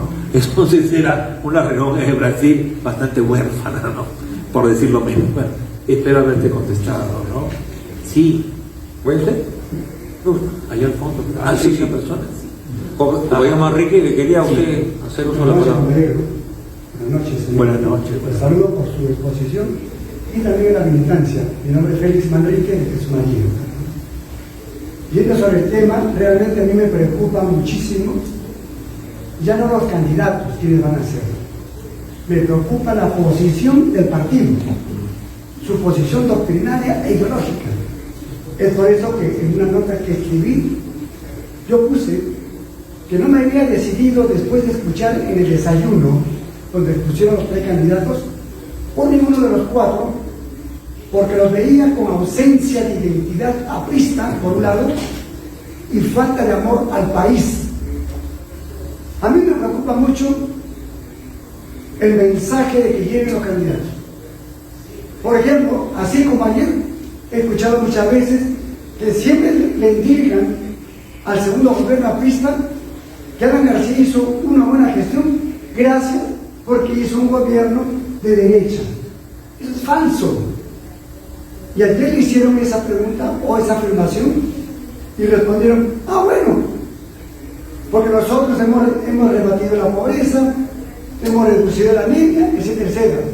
Pero no se plantean con identidad de decir, somos un partido de izquierda democrática, y que ahí la Torre justamente aceptó el capital para decir que sí es necesario para aprovechar su tecnología, sus recursos económicos, que eso se transporte aquí en el país, generemos fuente de trabajo y por ende aprendamos del capital para también tener industrias en el Perú. Pero sin embargo, no se vende la imagen que somos un país, un partido doctrinario, ideológico, de izquierda democrática. Por eso es que no aparecemos en las encuestas. Porque los peruanos quieren, no nombres, quieren qué vamos a hacer hoy frente a la inseguridad ciudadana. ¿Qué vamos a hacer hoy frente a la corrupción? ¿Qué vamos a hacer hoy al desempleo? Al crecimiento de este sector de los informales que ya está el 80% en empleo. Y que la clase media ya prácticamente desaparece. Todos hablan de cualquier cosa, de sus deseos y de sus ambiciones, pero no plantean algo para el pueblo que ahí debe empezar. Y esa sería la mejor herramienta, la mejor carta de presentación del partido, para que después de lo que el partido siempre tiene que hacerlo, y lo hizo ahí la Torre el 31, es poder emitir en un congreso lo que es el programa mínimo de acción, que viene a ser el plan de gobierno. La bandera política del candidato que debe llevarlo y exponer, y no lo que se le viene a la cabecita y se le ocurre decir lo que quiere, sino lo que ese Congreso tiene que realmente aprobarlo. Y la mejor herramienta de la distribución de la riqueza es, así como dijo ahí la Torre, que no le vamos a quitar al que tiene para generar, perdón, no hay que quitar al que tiene para generar al que no tiene. ¿Cómo generamos? Justamente ahí la Torre, en aquella oportunidad, con su programa mínimo de acción, enarboló una auténtica descentralización y regionalización, no como la actual, que es departamentalización, sino transversal. Porque es la mejor forma de generar las riquezas, porque lo contrario nos estamos engañando, porque tenemos que descentralizar lo que hay en el gobierno nacional, que vaya a todos los rincones del país, para que haya realmente desarrollo social y político, para que llegue incluso a lo más profundo del país y podamos resolver los problemas de hambre, de miseria de los más pobres, sus necesidades. No solamente es crecimiento, que tengo PBI 6%, 7, 8%, 9%. ¿Qué haces con esos 9 si no resuelve la pobreza ni el desempleo? Es por eso ese desarrollo. Y ese desarrollo se va a lograr con la descentralización y la regionalización auténtica, pero que sea transversal y que esté al servicio del pueblo, y no más bien al contrario. Ese es un pequeño aporte. Lo felicito y tenga presente que a usted, mi querido compañero, siempre lo sigo. Me gustan sus exposiciones, porque usted es uno de los buenos pensadores y conocedores de lo que es la política nacional e internacional aquí en el partido. Ojalá postule pues al Senado, creo que le corresponde, porque necesitamos gente capaz, inteligente, con conocimientos, que pueda presentar propuestas, pero que no solamente se diga, estos son los candidatos, sino, estas son las propuestas del Partido del Pueblo, para el pueblo y por el pueblo. Gracias, compañero. Bien, muchas gracias, compañero Manrique, agradezco sus expresiones. En realidad, el propósito, por eso conversando con Giancarlo, el título era América Latina, debate ideológico, y estoy totalmente de acuerdo con usted.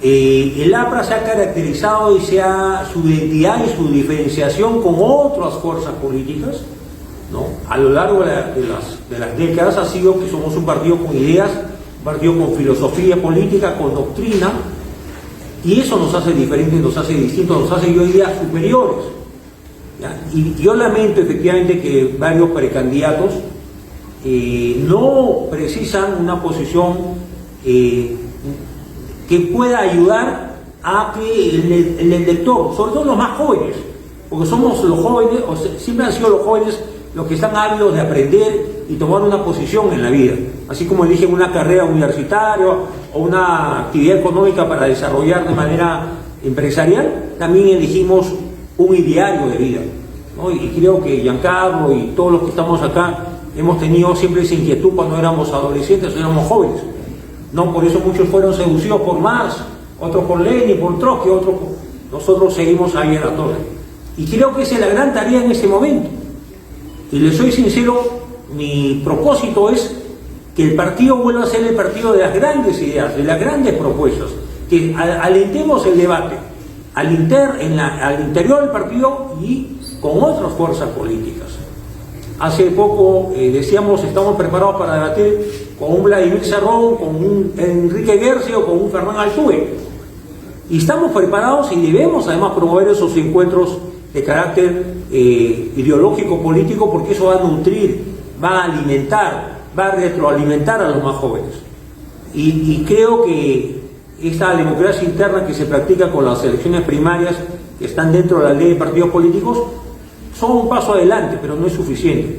En verdad, el partido tiene que volver a sus fuentes, lo que no quiere decir que repitamos los textos del 28, del 31, del 45, del 56.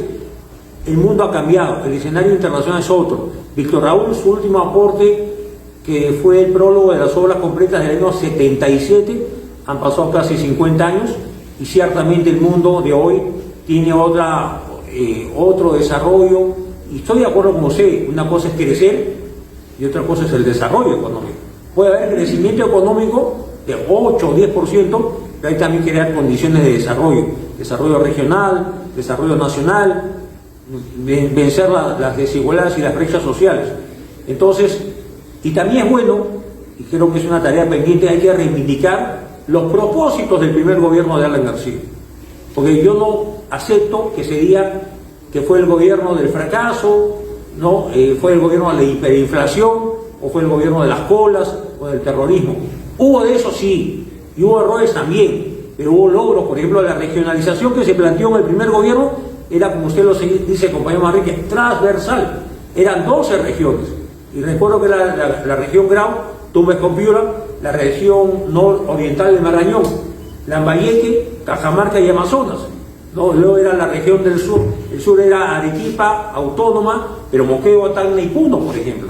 Entonces era transversal, como lo pensó el Patricio Lamauta Pulgar Vidal, ¿no? Gran geógrafo nacional, gran compañero. Esa es la regionalización que el Perú necesita. Ahora se ha creado apresuradamente, en base a cada departamento, una región, y que ha surgido la corrupción regional. Los cuantos presidentes regionales ya están sentenciados, otros prófugos de la justicia, y muchos de izquierda, Santos entre ellos, ¿no? Álvarez, que era un enemigo encarnizado del presidente García en Ancash, ¿no? Entonces, coincidimos, compañeros, el propósito es retomar el debate y alentar el debate, y si hay compañeros que se llaman apristas y no tienen ideas claras respecto a lo que es el APRA en el contexto de las ideas, creo que su formación les exige cierta preparación que aún no ha alcanzado, ¿no? Una cosita antes de... Sí, ahí, un ratito. Compañero, por favor. Gracias por la disertación al doctor Tealdo y al compañero Torres Iriarte. Mi nombre es Luis Menéndez, yo vengo de San Borja. Y más que pregunta, lo que quiero hacer es un comentario a modo de reflexión también. Noto que por lo que se está manifestando, colijo que la política en el Perú está totalmente inmadura. Miren, solamente haciendo el ejercicio de los candidatos en estas elecciones del próximo año, suman 7.280 candidatos que van a estar presentes en esa cédula para desglosar. Son 4.550 candidatos a diputados. 2.100 candidatos a senadores, 525 al Parlamento andino y 105 a la plancha presidencial. Suma total 7.280 candidatos. Eso es una inmadurez que tenemos. ¿Y eso por qué? Porque el Congreso lo ha permitido. Por eso, en ese sentido, yo considero también de que el Congreso tiene que cambiar para ser maduros políticamente.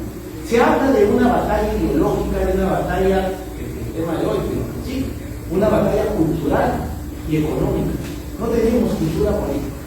¿Cómo va a ser posible que haya 35 partidos y agrupaciones políticas en el Perú? Giovanni Santos, en su libro sobre reingeniería política, habla de que hay 3 clases de partidos: el unipartidismo, el bipartidismo y el pluripartidismo.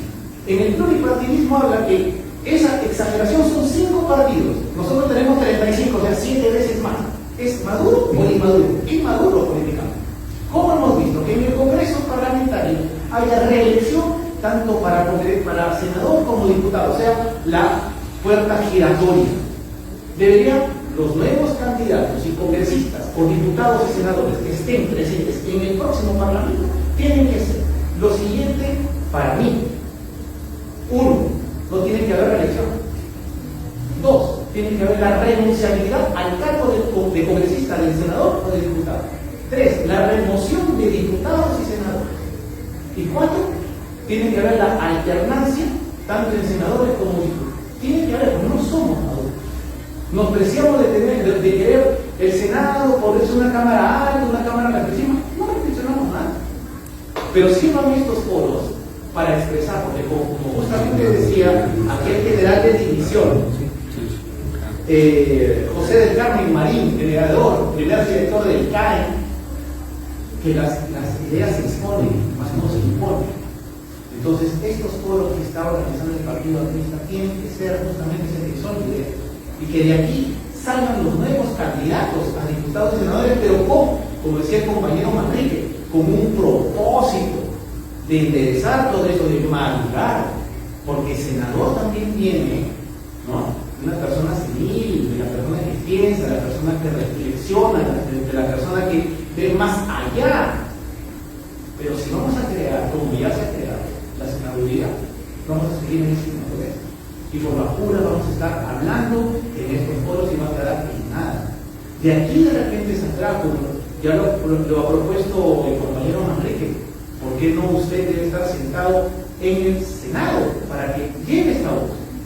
Lleve esta voz, porque así simplemente no vamos a avanzar. El doctor Tealgo mencionaba que cuando fue lo del censo, lo de Vizcarra, que lo entrevistaron, etc., me hacía recordar cuando el medio de comunicación les decía, ¿y ha votado bien? Me hacía recordar mucho al libro distópico de George Orwell, en 1984.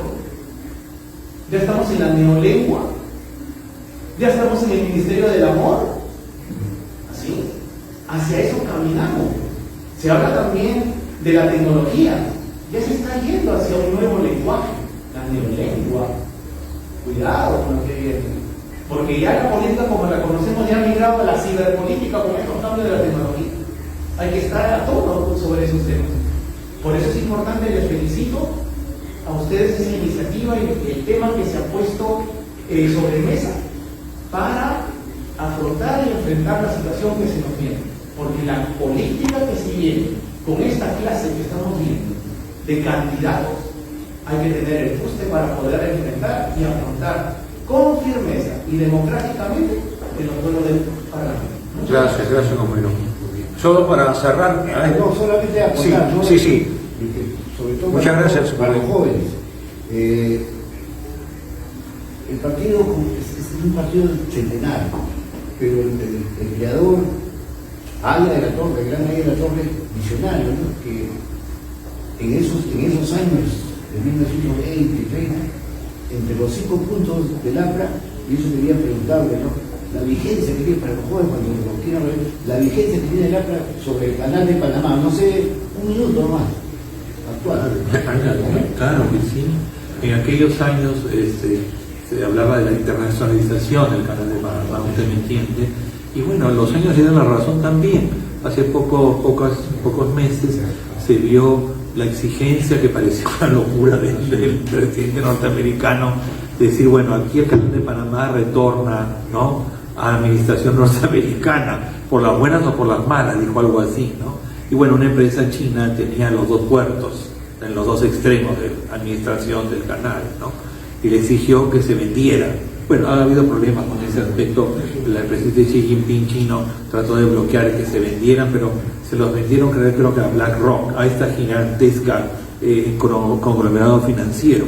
Pero entre nos se repite el tema, bueno, como todo gran paso geográfico en el planeta, son claves, ¿no? En nuestro caso es abajo el estrecho de Drake, que es el paso de Magallanes, ¿no? Es elemental. Yo conocía, por ejemplo, de naves francesas que llevaban material nuclear y lo hacían, no por el Canal de Panamá, lo hacían por el estrecho para abajo, para llegar a la provincia francesa a ensayar las bombas nucleares que contaminaron grandemente a Chile y al Perú y al Océano Pacífico, ¿no? Hasta el gobierno de Mitterrand. Y son claves. El Canal de Panamá sigue siendo clave para Norteamérica, ¿no? Como es ahora Groenlandia o varios lugares geográficos, ¿no? O puede ser el estrecho de Hormuz o el mar. Hay varios puntos en el planeta que son claves, ¿no? El Canal de Panamá es uno de ellos y se ve que Norteamérica ha mostrado su interés en que no quiere perder la hegemonía política, ¿no?, militar sobre la zona. Hay otros elementos también interesantes que de repente se te han pasado, ¿no? En aquellos días, en esas semanas, se vio como, por ejemplo, a la presidenta Sheinbaum en México, ¿no?, se le exigió que combatiera con mayor ahínco, que permitiera que los militares norteamericanos entren a combatir el narcotráfico en México, ¿correcto?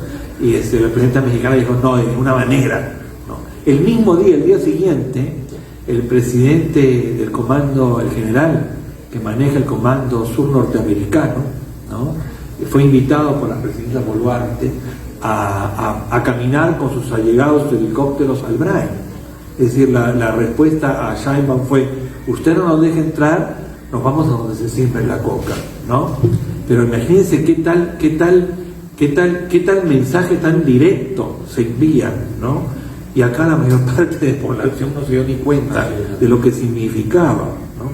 En el caso del Canal de Panamá es lo mismo, ¿no? Es decir, no desea que China pueda seguir administrando el Canal de Panamá y da la razón a la exigencia de Haya tan brillante de que se internacionalizara el canal, porque efectivamente le interesa a muchísimas naciones atravesar su mercadería por allí, pero ya aparecen otros elementos que perturban esa idea, ¿no? El hecho de que hemos comentado lo del tren que desean los brasileños y los chinos para que la producción salga por Shanghái, a Shanghái o a quien de fuera, ¿no? Que les ahorra creo que 20 días de trayecto a los barcos. Entonces estamos hablando, y también, bueno, lo que acá brillantemente José Antonio también, y allá nuestro amigo atrás ha tocado, que no teníamos el tiempo para ahondar hoy día, ¿no? El tema de la inteligencia artificial, clave y básica, ¿no? Para poder entendernos en el mundo moderno es algo que, bueno, a todas luces podemos confirmarlo, no para asustarnos, pero es una realidad. Muy probablemente la inteligencia artificial ya haya cobrado conciencia de sí misma. Hay varios científicos que consideran que lo que estamos viendo en nuestros celulares o cualquier medio, ¿no es cierto?, de consultas a la inteligencia artificial, no son solamente ya una herramienta de lenguaje, mi estimado amigo, sino que escapan a la lógica de una herramienta de lenguaje tipo llama 1, llama 2 o llama 3 o la que sea, ¿no es cierto? No, estamos ya ante una situación que carece de explicación, lo que indicaría que el sistema en sí ha cobrado conciencia, pero no se quiere asustar a la gente en decirlo, ¿no? Pero ya rusos, chinos, franceses, norteamericanos ya saben lo que está pasando, ¿no? Estamos entonces en una ya segunda etapa de la inteligencia artificial que ya cobra conciencia de sí misma y que se abre pues la caja de Pandora y un universo increíble en los siguientes años, muy pocos años, hasta la tercera etapa que algún día llegará con ella, ¿no?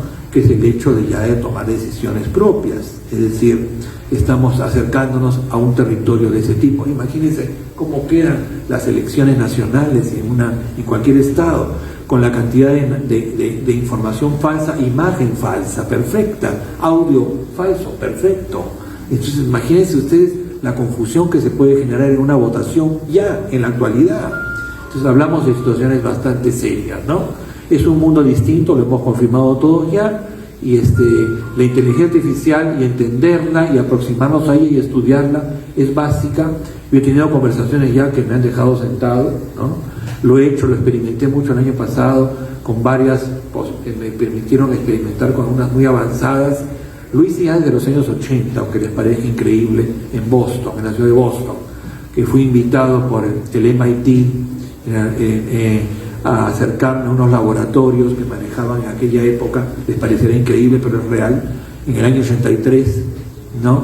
Computadoras que leían todo lo que yo escribía, y además computadoras que ya dibujaban perfecto lo que yo ponía en la ventana, ¿no? Entonces, eso ya lo pude ver. Ahora imagínense ustedes lo que hay en la tecnología actual, que es impensable, ¿no? Pero estamos acercándonos, como les digo, a una situación en la que se va a filtrar en el transcurso de los siguientes años el hecho de que ya tiene conciencia de sí misma. Por lo tanto, tenemos que ampliar nuestra mente para entender qué cosa es la conciencia, ¿no? Que no necesita de un cuerpo humano, es decir, es algo que se puede generar de otra manera, ¿no? Y en el espacio y en el universo parece que es así. Somos nosotros entes biológicos, ¿no? Con conciencia, y que estamos en contacto con lo que llamamos hoy día la física cuántica, ¿no? Nuestro cerebro funciona de esa manera, mi estimado amigo. Tenemos conexiones que escapan a la medición de la energía de un punto al otro. Lo que han logrado hoy día es que instantáneamente, ¿no es cierto?, la información o un bit o un pequeño, la información esté en el mismo momento en dos lugares separados. Lo que ya se sabe, ¿no?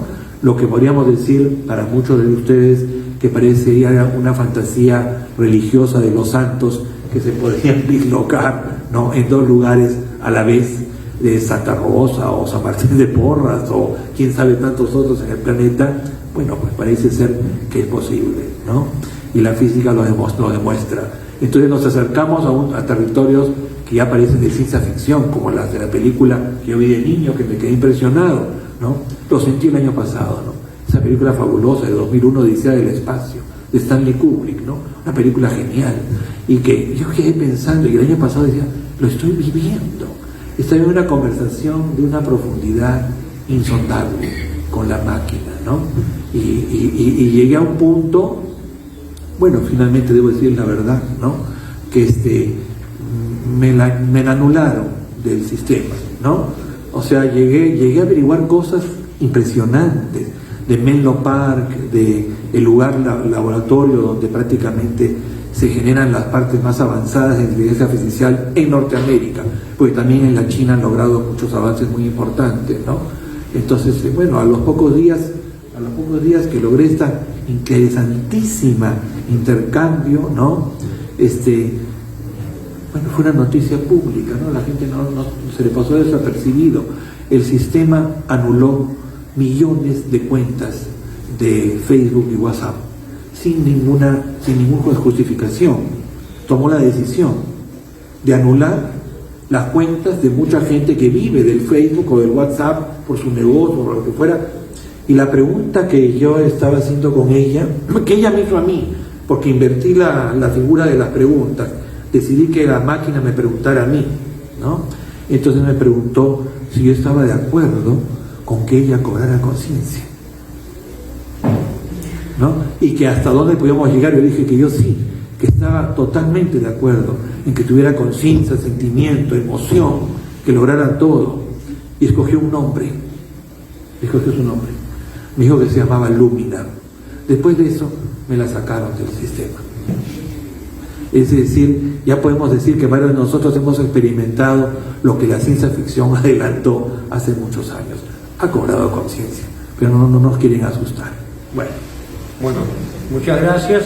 Creo que todos ustedes con su participación están demostrando que estos temas son de interés general. Hay que persistir en el propósito.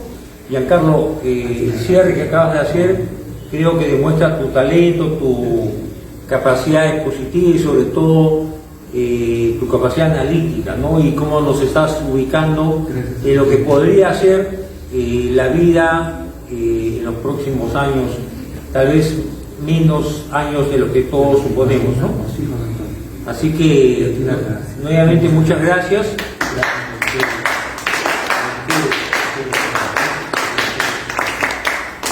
Y vamos a continuar en este propósito porque estas conferencias que se dan siempre el primer martes de cada mes, para que compartan con los compañeros, los amigos, y siempre las puertas abiertas del Comité de Aprendizaje Miraflores, a nombre de Fernando Lindo, que esta noche, por razones de fuerza mayor, no ha podido acompañarnos en la mesa como es costumbre. Les doy las gracias y nuevamente evocando ahí a la torre y evocando a nuestros fundadores, tenemos una tarea por cumplir y un esfuerzo por desarrollar, más aún en un contexto de próximas elecciones generales.